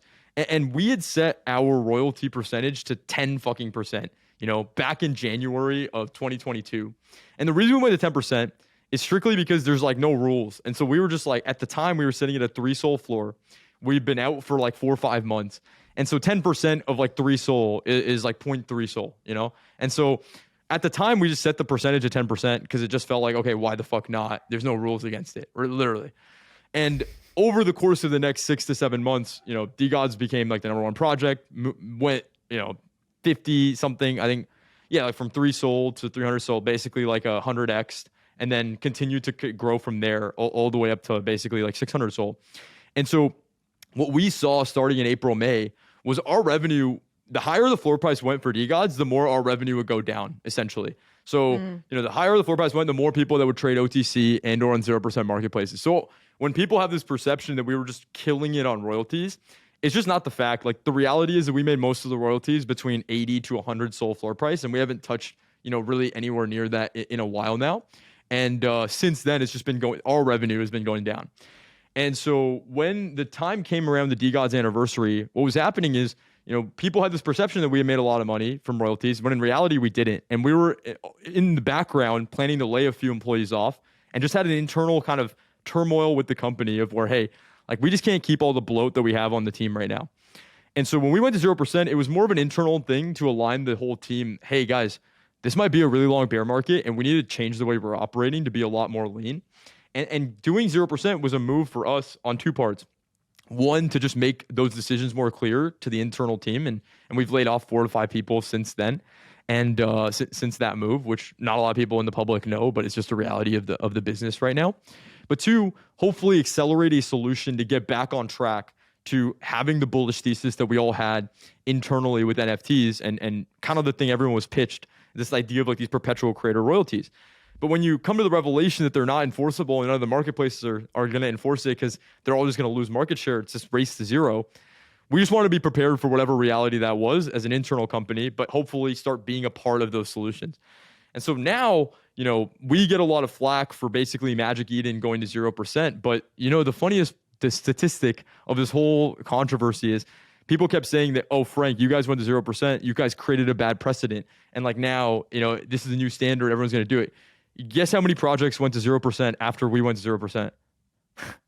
Zero projects went to 0%. Nobody did it, of course, because we were kind of sacrificing internally to make a pretty harsh business decision on our own side. And nobody wants to do that. And nobody wanted to face that reality. So did I know the Magic Eden was going to rip the fucking Band-Aid like a week after our announcement? No.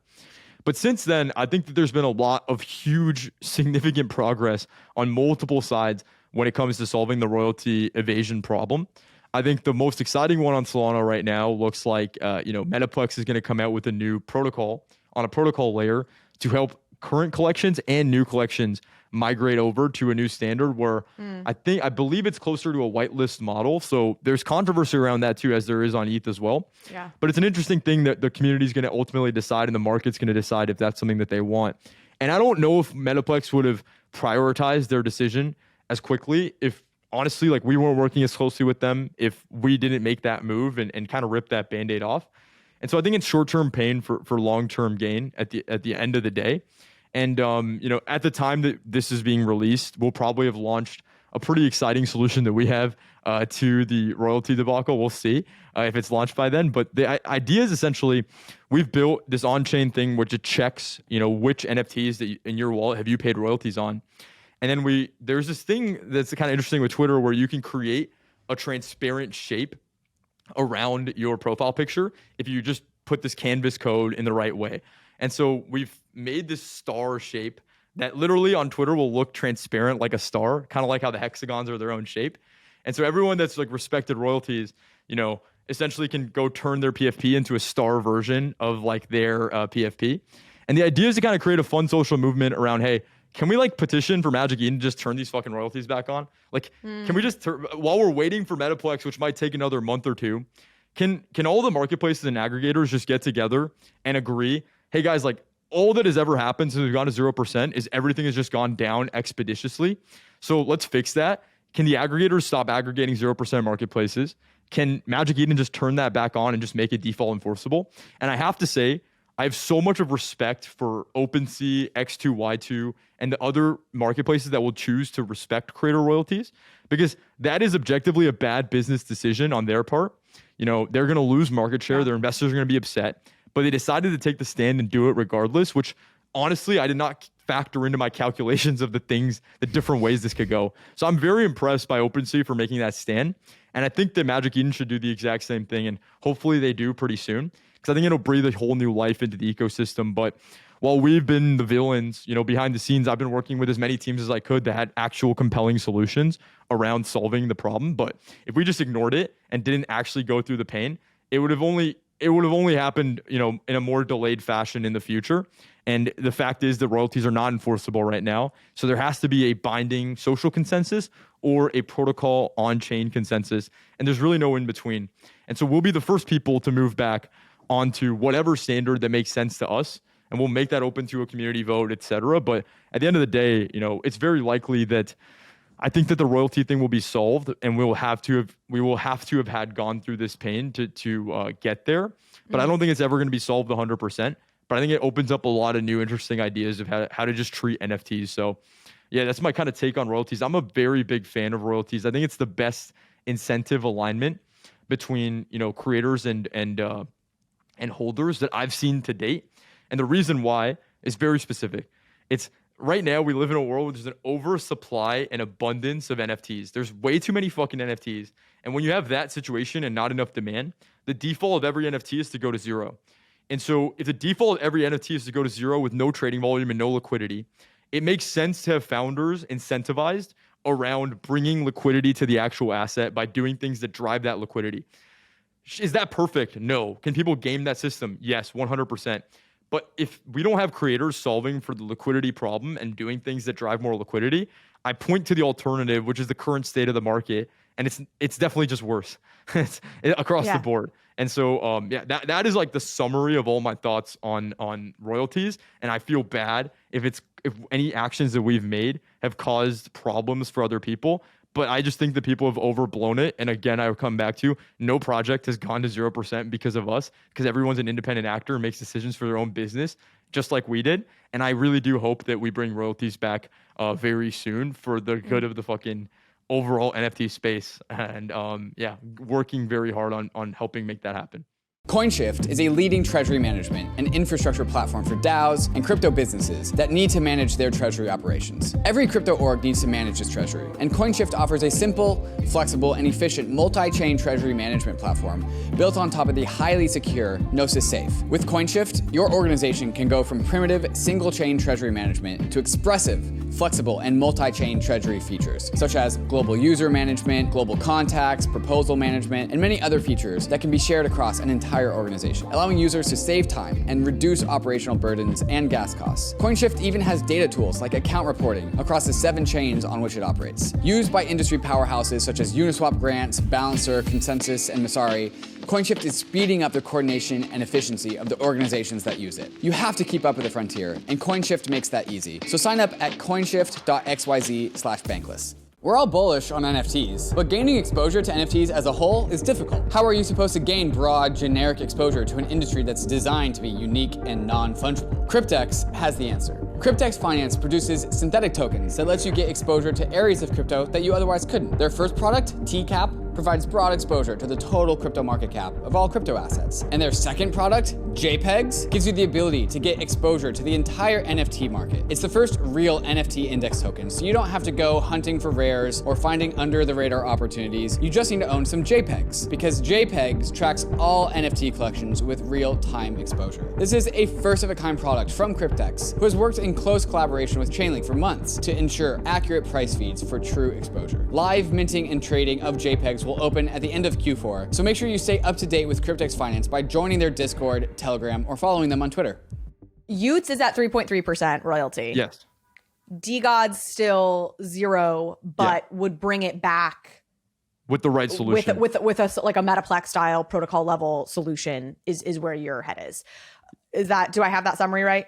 Yeah, I mean, and what would you bring much. the royalty? What do you think my sense is you wouldn't put the royalty at DeGods back to 10%. No way. No, I think we learned our lesson, right? I think it was too high, and I've been very open about that for a while. But here's the thing people need to understand. Actually, people are like, let's go to some math real quick, right? Because I remember when we were at 10%, and people said, why don't you just lower it to 5%? Well, here's the reality, is that when people were paying, when royalties were enforced, when we were at 10%, if you're saying that we should go down to 5%, and a lot of people think the solution to royalties is the sliding scale model where the higher the floor goes, the lower the royalties are. But the reality is, the higher the floor goes, the less sales there are going to actually be. Like, it's going to be less transactions. And so if you're telling me to go to from 10% to 5%, as a business, I'm basically committing to making half the amount of money that we're bringing in. But at the same time, like, expecting for there to be, if I want to just break even with whatever I was making at 10%, I would have to basically double the amount of sales that are happening on a royalty respecting marketplace. So it's kind of unrealistic. That being said, for the culture, I'm down to keep it at a low percent and try to do the right thing here. But people have some misnomers on what would actually work, because that wouldn't lead to more revenue. It would actually just lead to a pretty steep path downwards if you have a sliding scale, royalty graph, because you're assuming more demand. And what we've learned in crypto more than anything is when you assume demand, everything gets broken. If you assume double the number of people are going to buy on a marketplace just because you lowered royalty percentage, it's just not the case. That's just not how the market works. Especially at the higher price points, as you're describing, which is where like the most avoidance is happening anyway. Exactly. I don't mind 10% royalties. I think to your point, like it varies, royalties, each project needs to make a decision about like what they need to sustain the business that they think is best for themselves and for holders. I'm not naive to the fact that we're in a capitalist society, and I like that, and that businesses need to make money. And I think what everybody is sensitive to, right, is anything that feels egregious, or if it feels like a team or a project are like wildly enriching themselves and not providing enough value to holders, which I think in this space, like for as many scams and rugs, like we sniff it out, pretty quickly, and so there is a demand for transparency that I think makes it harder to like long-term do something like that. So, there's no like set number that I think should be the right one. Like, how dare somebody charge 10%? How dare somebody not charge 0%, whatever. Like, I do think that it is within the right of any different various team to decide what they need to run their business the way it needs to be run.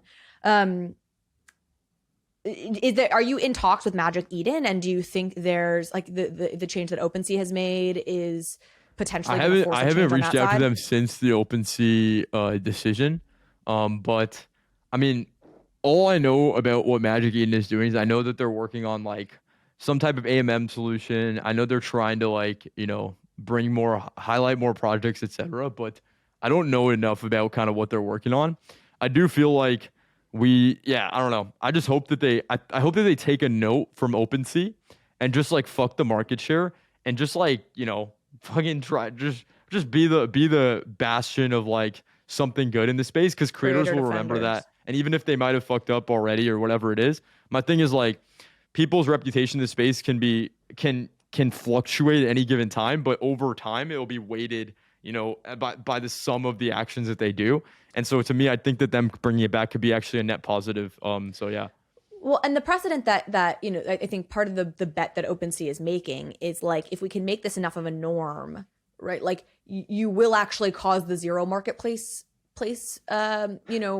zero royalty marketplaces to lose market share, because you'll have enough new projects or smart contracts that are blacklisted on zero royalty marketplaces, which actually could, the hope is that the pendulum swings back in the direction that's pro royalty, because you're blacklisting marketplaces that don't honor it. So, it sounds like with what Metaplex is doing, if you have enough projects on Solana that are able to retroactively opt into it, if you have new projects being created with a contract that is either allow listing or blacklisting marketplaces based on royalties, like it may actually come back to being a smart business decision. I think that's the hope, because I do think just relying on altruism for all of these is not a realistic strategy. But 100%. If you're able to incentivize it properly, it's the Charlie Munger quote, right? Like, show me the incentive and I'll show you the outcome. Like, it'll be we'll be in a better spot. I just think marketplaces are just having a tough time regardless, because I think that at the end of the day, every big business, like you get at scale, the margins get arbed out, right? And so like the idea that OpenSea can sit there and just have 3.5% on every transaction in perpetuity, like that's the juiciest margin to squeeze in crypto at this point. Same thing with all these marketplaces. So I think it's going to be a challenge for any marketplace to not, have competitors that can grow really quickly. And, Blur, for example, I mean, incredible UI UX. Like, it's pretty fucking good. Like, it's actually really good at just the core user experience. And so when you look at that, it is challenging. And that's why I do think it might be a very detrimental move to OpenSea in the short term, actually, right? Like it could lead to them getting flipped on market share, et cetera, over the next. Well, Blur made this move too. Blur is now doing the same thing OpenSea is. No. Where they're saying, when did this happen? Last week, maybe? Blur is enforcing royalties. No way.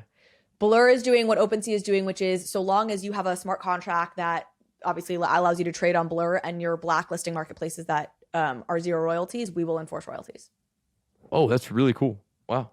That I do think there is on the, there does feel like there's a move being made towards that. And again, if you get enough of the bigger ones to do it, it flips the incentive, right? It moves it so that it actually becomes a business disadvantage because and has Basic Punks, any of these guys been in this like discussion or no? have apes and punks, you said, been in the discussion? Yeah. So Wiley Aronow, the founder of Yuga, came out with a Substack. Yeah. So, and what's funny about that, right? There's a lot of misconception around the OpenSea stuff that I was kind of confused by. Like, there were a lot of people demonizing OpenSea in ways that felt like they came from like a perspective of like not really understanding what OpenSea was saying. And even like Wiley's piece sort of almost presented itself like it was a response to OpenSea, and yet it was actually like wildly similar to what OpenSea was proposing. With the caveat that that Wiley's proposal was like even more stringent. So OpenSea was saying we're going to do like a blacklist model, right? So it's like everything, the default is that the new marketplace would be trades would be allowed until or unless it gets blacklisted because it does 0 royalties. Wiley's proposal was an allow list, right? So it was like, it's a narrower, tighter group. So OpenSea is actually even more permissive. The blacklist is just tough, right? I don't know how it is on ETH, but it's like the idea is you could just spin up new contracts, that kind of thing, like, new addresses. And that was the thing with with Wiley's piece, was like he kind of didn't deal with the two most difficult questions, which are what do you do with existing contracts? Like, it's easy for new contracts, okay, great, but what do you do with the existing projects? And I can't remember the second piece. There was another piece that he kind of punted, and I was like, well, that's kind of like the hard part. You know what I mean? Like he's sort of like punting on the two questions that are what are difficult for projects. Yeah, I think that what's becoming really clear to even like bring the whole royalty thing, and what it means for NFTs. To me, I just think that there's like this type of NFT that's become popular and found a huge product market fit over the last year. And I argue that's the category that we're in and we're competing in, which is the community NFT. Like the NFT that the real value or the core distribution mechanism or the core revenue mechanism is in some way derided on the community, whether that's new people coming into the community, people leaving, people using the services, of a larger collection. And I think that group will tend to probably have royalties in the future in some way or another. And because there's so many points where you can actually enforce a payment, but the cleanest way to do it is definitely royalties, because if you have to charge people for everything that you're launching, the idea of holding the NFT seems a lot less compelling. Where the royalties have this magic of being almost invisible and something that's accepted across the board in terms of the profit loss calculations that people make. And so I think users will want that more than they will want to pay $100 for merch, because it's much more invisible in that handoff and the way that it happens. Yeah. So my guess is that people will pick that over time. The way that people pick that is still up in the air and something that we're all left in this space figuring out together. But my guess is that that's what people will gravitate towards, just on human psychology level. Like, it's better to pay it's nicer to pay royalties than pay for Discord access or componentize all the different things that you have to pay for that would encourage people to continue to develop on the project. So I think that the community NFTs are not going away. I think people want that, and that's a huge product market fit. It's different than one-on-ones. It's different than like different types of experiments, ticketing or whatever, but it's a potent thing that's new that we have not even scratched the surface of, honestly, as an overall ecosystem of what that could be. And that, I think, really fits well with the royalties model, in my opinion. Mm-hmm.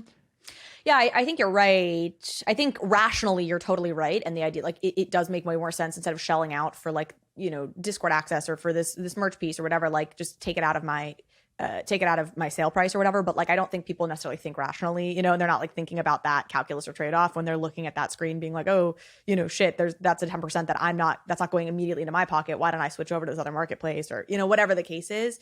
But yeah, I mean, broadly, I think you're so it'll just right. end up being friction, right? Like at the end of the day, more friction will be created to avoid it.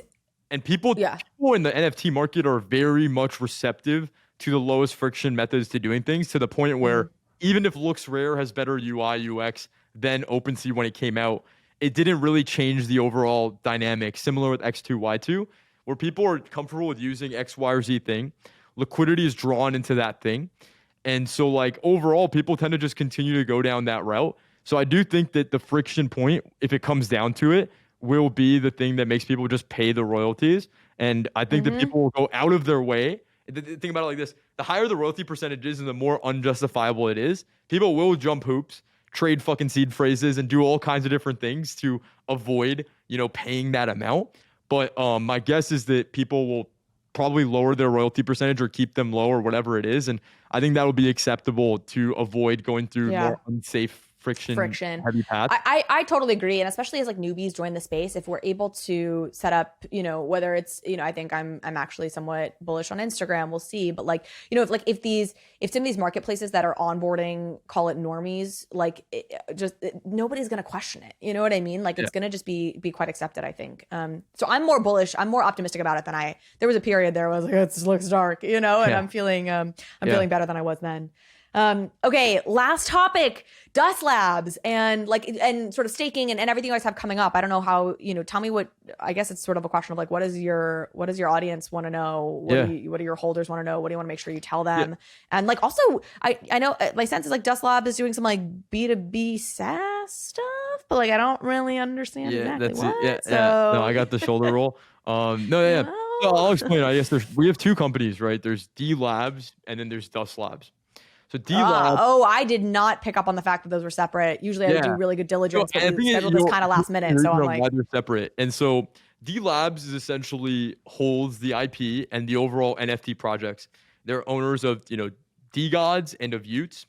And Dust Labs is a separate company that essentially is making technology that we use at D Labs.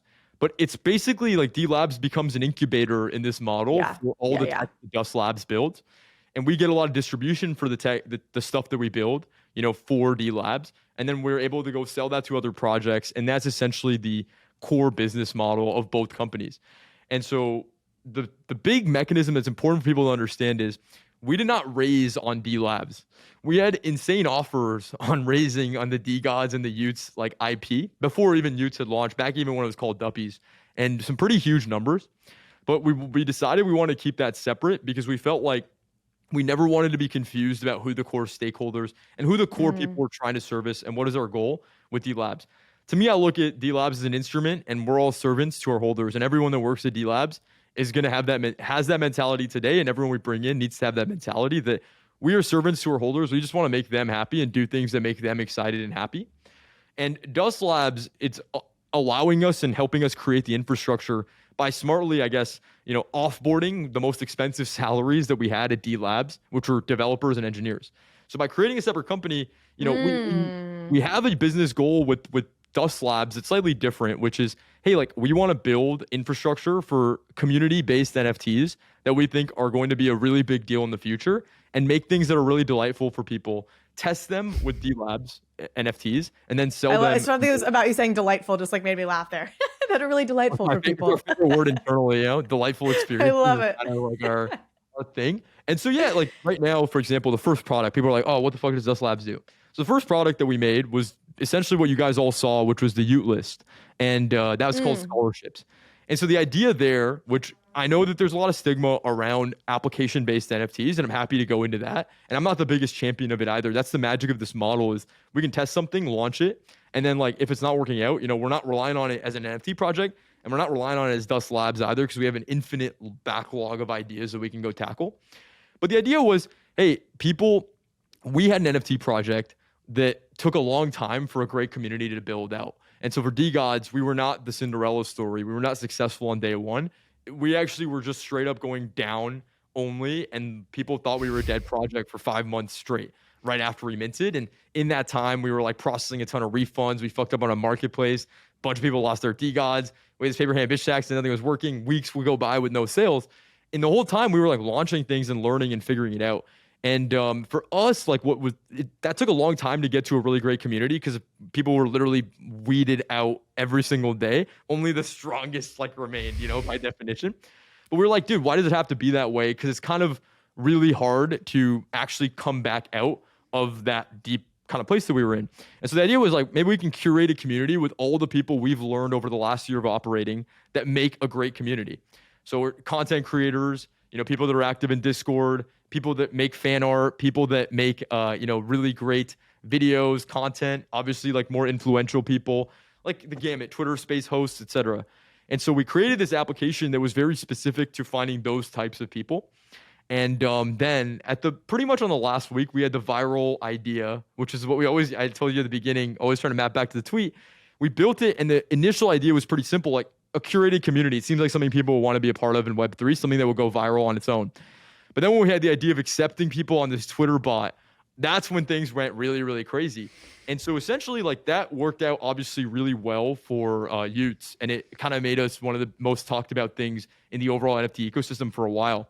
Yeah. And so we took that product, changed a few things from things that we learned that we fucked up on the first go, like way we managed applications, the way the priority mechanism was made, the way that, you know, multiple moderators or people can go in and leave different sets of reviews, etc. Because we learned from executing on the first go. And then now we've been selling that as a product with Dust Labs called Scholarships. And we have like 5-6 customers at this point. You know, we're charging a percentage of mint. And so overall, Dust Labs has been like profitable, right, in their first 2 months of operating. So we haven't even spent at this point any of the $7 million that we've raised from VCs. And so essentially, like, that's the relationship that this works. And we have a few, like, even the staking thing we're launching pretty soon, we're doing it in a fresh new way. I mean, it's not going to be based on a token, it's based on time. So every minute you get a point. And then we also have a module for rewards where we can just plug in rewards over time and make that more free form. And so it, for me as an operator, I know it helps make my life a lot easier because I can just focus on making the quality of the rewards good, make it look really aesthetic so that people can screenshot and share it. And ideally, we're automating a lot of the comms and bullshit and different websites and all these different things you have to spin up to make a new launch and plug that all into this reward center and make it easier for end users to understand. And then the longer tail of that is we're talking to a lot of big brands that potentially might want to advertise as one of the rewards that our holders get because we're making a really clean, simple UI UX.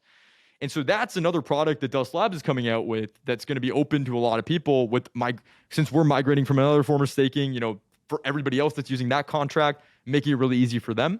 So the overall thesis for Dust Labs in summary is, hey, we're getting pretty good at running NFT projects. And along the way, we've had to build a lot of internal facing and external facing tools. Internal meaning a lot of stuff around tax compliance, logging all the royalties and making sure that's clean, converting to USD automatically, etc. That we believe a lot of projects are going to want, and we want to productize that with Dust Labs and try to help the overall ecosystem and also, you know, the investors of Dust Labs, us as business builders that are trying to make these businesses really big for both D Labs, which is going to benefit from really fresh technology and cool experiences from Dust Labs. And Dust Labs, when something hits, can go productize that and make it available to the rest of the ecosystem. So that is essentially how Dust Labs and D Labs works. And then the way Dust works in between all of this is that with all of the different things that we launch, there's like this idea of gas, right? Gas fees where, you know, you pay a portions of transactions for, you know, staking something, unstaking it, for example, coming up recently. And the simple thing there is instead of just doing the Solana fee, we're just going to be doing these microtransaction fees in Dust on our software products. And so that way, you don't have these perennial pump and dumps. The goal is you don't have these perennial pump and dumps of like when we have a new mint, it goes up, then it goes down, whatever. We want to build really big software that a lot of our holders use and then other people in the ecosystem use. And instead of charging them in Dust or charging people for merch in Dust, the goal is simply to make software that a lot of people want to use because it's delightful, easy to use, and the default choice for people, and then make Dust small microtransaction fees across the board and grow that over however long this bear market is, and just make it something that a lot of wallets and a lot of people have. And then that's about as much as I can comment on publicly on Dust in terms of what's coming up. But that's I was going to say the number one question was like when more Dust utility, what Dust utility, and I know you're like compliantly lawyers have advised us. Yes. Shut up. I you know, that's one of those things that's imminent and it's happened already. Like we've already built it out. So I'm allowed to comment on it since the Dust fees have been built into the staking contract. But overall, I think the way that we look at it is I come back all the way to what we talked about at the beginning. The goal is to try to include all of our stakeholders into what we do. And then at the same time, break the fucking internet with whatever we're doing. I think if we keep doing that consistently, we'll maybe have some more duds, but overall, I think we'll have more hits than misses. And I think that's ultimately the game at the end of the day. So that's the idea. Damn, a lot there. Yeah, I'm sorry for people that went to sleep or tuned out. I try my best. I don't think anybody fell asleep during that. If you were able to fall asleep during that, that's a different issue that you need to look into. Okay, so I get it. That's the D Lab Dust Lab separation makes total sense and is really interesting. I mean, first of all, having like a kind of a product incubator makes sense for a project like you that's kind of constantly attempting to push the boundaries and then figuring out that, oh, this thing we broke actually worked better. And so now, you know, other people might want to do this thing that we learned. And you know, there's been plenty of controversy on the ETH side about projects that raise from VCs and this sort of awakening that it gives token holders like, oh, I'm not an equity holder in this project, and that makes me feel icky. And, where do I fall in the hierarchy of what this project cares about? And so wanting to keep that clean, makes sense. And, then offloading some of those costs to something else makes sense. And then Dust, the utility piece, and obviously it feels like it's probably kind of a bad time to be a made up money. Like FTX did not help the public perception of made up coins. I obviously say that somewhat jokingly and also totally seriously. And so being able to have products that other projects, teams, people are actually using, and plugging Dust into that to give it real utility, and give it kind of a real currency status outside of just like being a part of a Ponzi ecosystem where like new entrants and price goes up means everything else goes up. I wanted to actually comment on this because I think for your listeners, because I think this is not talked about enough. So people need to understand, and this is no shade towards any other project that has a token, but I think we did take a pretty radically different approach when we created Dust from day one. And the way we did that is us as founders got there was no pre-mine of Dust on chain. It started out at zero supply. Fair mint. It's basically a fair mint, fair distribution. Or fair distribution, yeah. Yeah. A fair launch, I think, is the term for tokens. That's it. And so, essentially, we took in zero in the pre-mine, and all the Dust that I personally have or anyone on the team has is strictly from what our DeGods have earned us from staking, just like everybody else. And I think this mechanism is kind of important when we look at the big picture here, because it's been pretty fascinating to see all the other projects and other people in the space build on top of Dust. There was a period of time where raffles were the huge meta on Solana, and everyone was just pricing their raffles in Dust because people were just using SPL tokens. And so people would raffle like these really expensive NFTs, and they would collect Dust to do it. And there's been a lot of other small examples of people just integrating Dust in creative ways. And that's why our holder count on Dust is like over 100,000 wallets hold Dust right now with no airdrop, totally fair launch. Like we didn't just airdrop 100,000 wallets. Every single person actively participated somehow or some way, got Dust in their wallet. And so that's what excites me, is actually the decentralized pathway for Dust is pretty exciting, because it's not like there's one strong beneficiary. You know what I mean? Yeah. It does index obviously more towards DeGods, but we designed it so there's these halvings where most NFT tokens, they just have a constantly inflationary supply. But there's a fixed amount of Dust that can never be mined, which is 33.3 million. And we've been having the rewards. So it used to be you get 30 Dust a day. Now all the way, we've had like 4 or 5 halvings. Now you only get 2.5 Dust a day. And then the emissions are actually going to end in February. And so that's going to be interesting, because Dust can really take a life of its own, around that time. And it's not going to be this biased type of token that's tagged to one NFT project, but actually it's a fair launch, SPL token that at the end of the day, it's pretty rare for an ERC20 or SPL token to get to that level of traction and be a true fair launch, which is something I'm proud of personally, but yeah. Yeah. And it's, you mentioned the decentralization piece of that, but I think the other piece, of course, is like you're better set up, it would appear, from a regulatory perspective, right? Obviously, that's why you can't talk about future things with the token. You don't want to appear like you're trying to pump it or it's going to go up or, anything like that, because clearly that's something the SEC is tapping into. And they also appear to be looking at, how was this launched? And when you look at, their crackdown on library and then the LBC token, like it seems like part of what, the judge responded to in that case was that there were tokens that were held back by the team, seeming to imply that part of the compensation was in that token, seeming to imply that, we think the token will go up. And that all paints this picture of a security. So yeah, that is smart. Also, not every project can have a token, right? Like that's just not how, for sure, because you need these tokens of a particular project to be used outside of just that project alone, or it's not sustainable. Yeah. And when I look at in ETH, the project token that I would say has the best shop is of course ApeCoin, because they are the biggest project that has the opportunity, I think, to get their token in the maximum number of projects or metaverses or spaces. We'll see if it happens or not. I'm not super up on everywhere that ApeCoin is currently being used, and but you're in a similar boat. You are the leading, kind of the number one project. You are the number one project in your ecosystem. And so there is clearly a strategic bet to be made for other projects who want to launch to ride your coattails by using Dust, by being, in some way looped into the like DeGods universe. So I appreciate you clarifying that. No, appreciate you for asking. And yeah, it's always fun to talk about the inception and stuff. My final question is, you're young. Have you said publicly how old you are? I'm 23 right now. Yeah, ridiculously young, a literal baby. How old are you? I'm 28.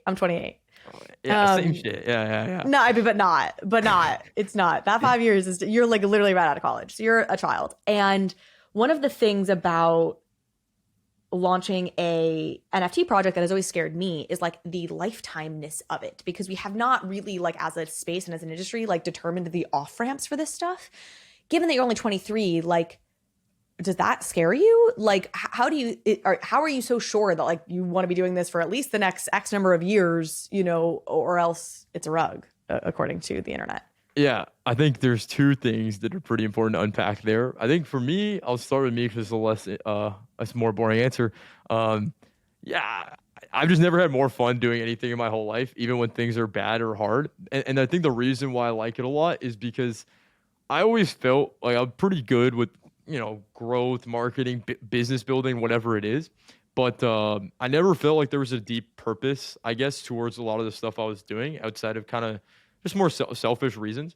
And I think it's not even that it's pure altruism to me, but for me, I think it's pretty it's been really impactful for me when I get the DMs of people that say, yo, you know, DeGods changed my life, you've changed my life.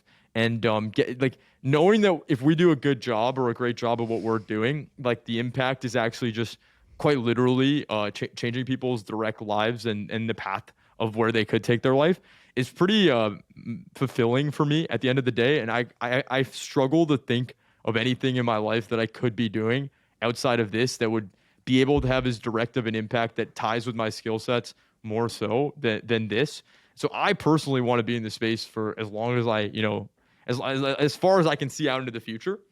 But I do think that I actually feel like it's tougher for people that are not ready for adaptation or change. But I don't know, man. I think that the worst part of the entire space, so that's my answer about me. But like maybe this is actually the best way to end this thing is my rant on this, because it's actually so disgusting. I think that we use the word rug to a degree that is desensitized what the word rug actually means. And for people that were in the space when we were in the peak bull market, what rugging meant is that you buy a token or you buy an NFT and they delete the fucking Discord, they delete the Telegram, you watch on the blockchain, the money they ghost you. Yeah, they ghost you. It's clearly a rug. You know, back in the day, like a rug was quite clearly a rug. And we didn't call everything a rug back then because most things just went up. But now we're in a market where most things are actually just going down.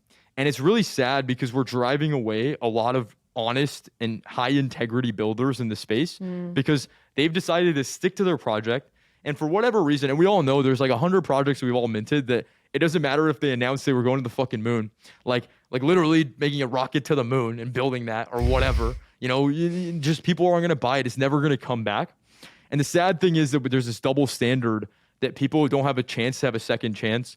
If they've been high integrity, we can prove that because they've stuck with their project for a year. They've stuck with their project for 6 months. They've tried their best. They might have gotten screwed over along the way that made it harder for them to do whatever the nuance and context is.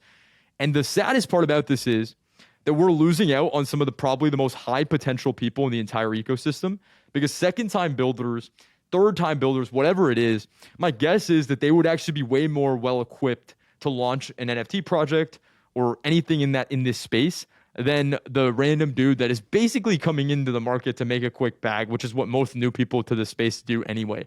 And so I think that we really need to figure out a way to destigmatize or just stop overusing the word rug or destigmatize the word rug because it is now become a label for anybody and everybody in the space. And it's a really pointed and charged word that used to have a very specific meaning, but now just means like the number's not going up. It's a catch-all for like you disappointed me or sorry. You know what I mean? No, come on, bro. I totally agree with you. Businesses fail all the time, right? And it's totally more complicated in this space because the money is coming from retailers effectively rather than VCs. But businesses have to be allowed to fail. And that doesn't mean that the person is dishonorable or lacks integrity or like this is what it is to be in the Wild West. And we have to give folks off ramps. We have to give people who are honorable the ability to like say, shoot, okay, that didn't work. I may try something else, whatever, rather than ostracize and shame them. I totally agree. It's tough. Yeah. Frank, thank you so much. This was so fun. Know that I call you a baby with admiration because I do think you're very impressive. And I'm just so grateful. I can't wait to have you on again someday to kind of continue it. And next time I want to do it in person. I'll be out in LA. Yeah, that would be amazing. We'd love to meet you. And, IRL. I love IRL interviews even better. I'm a huge fan of the show. So thank you to everyone that's listening that stuck around for this long. And thank you, Carly, for being a great impact to this space and spreading a really good message and just being an awesome part of this whole Web3 space and bullish on whatever you do next. Same here. I love it. I appreciate it. And I'll see you soon. Awesome. Peace.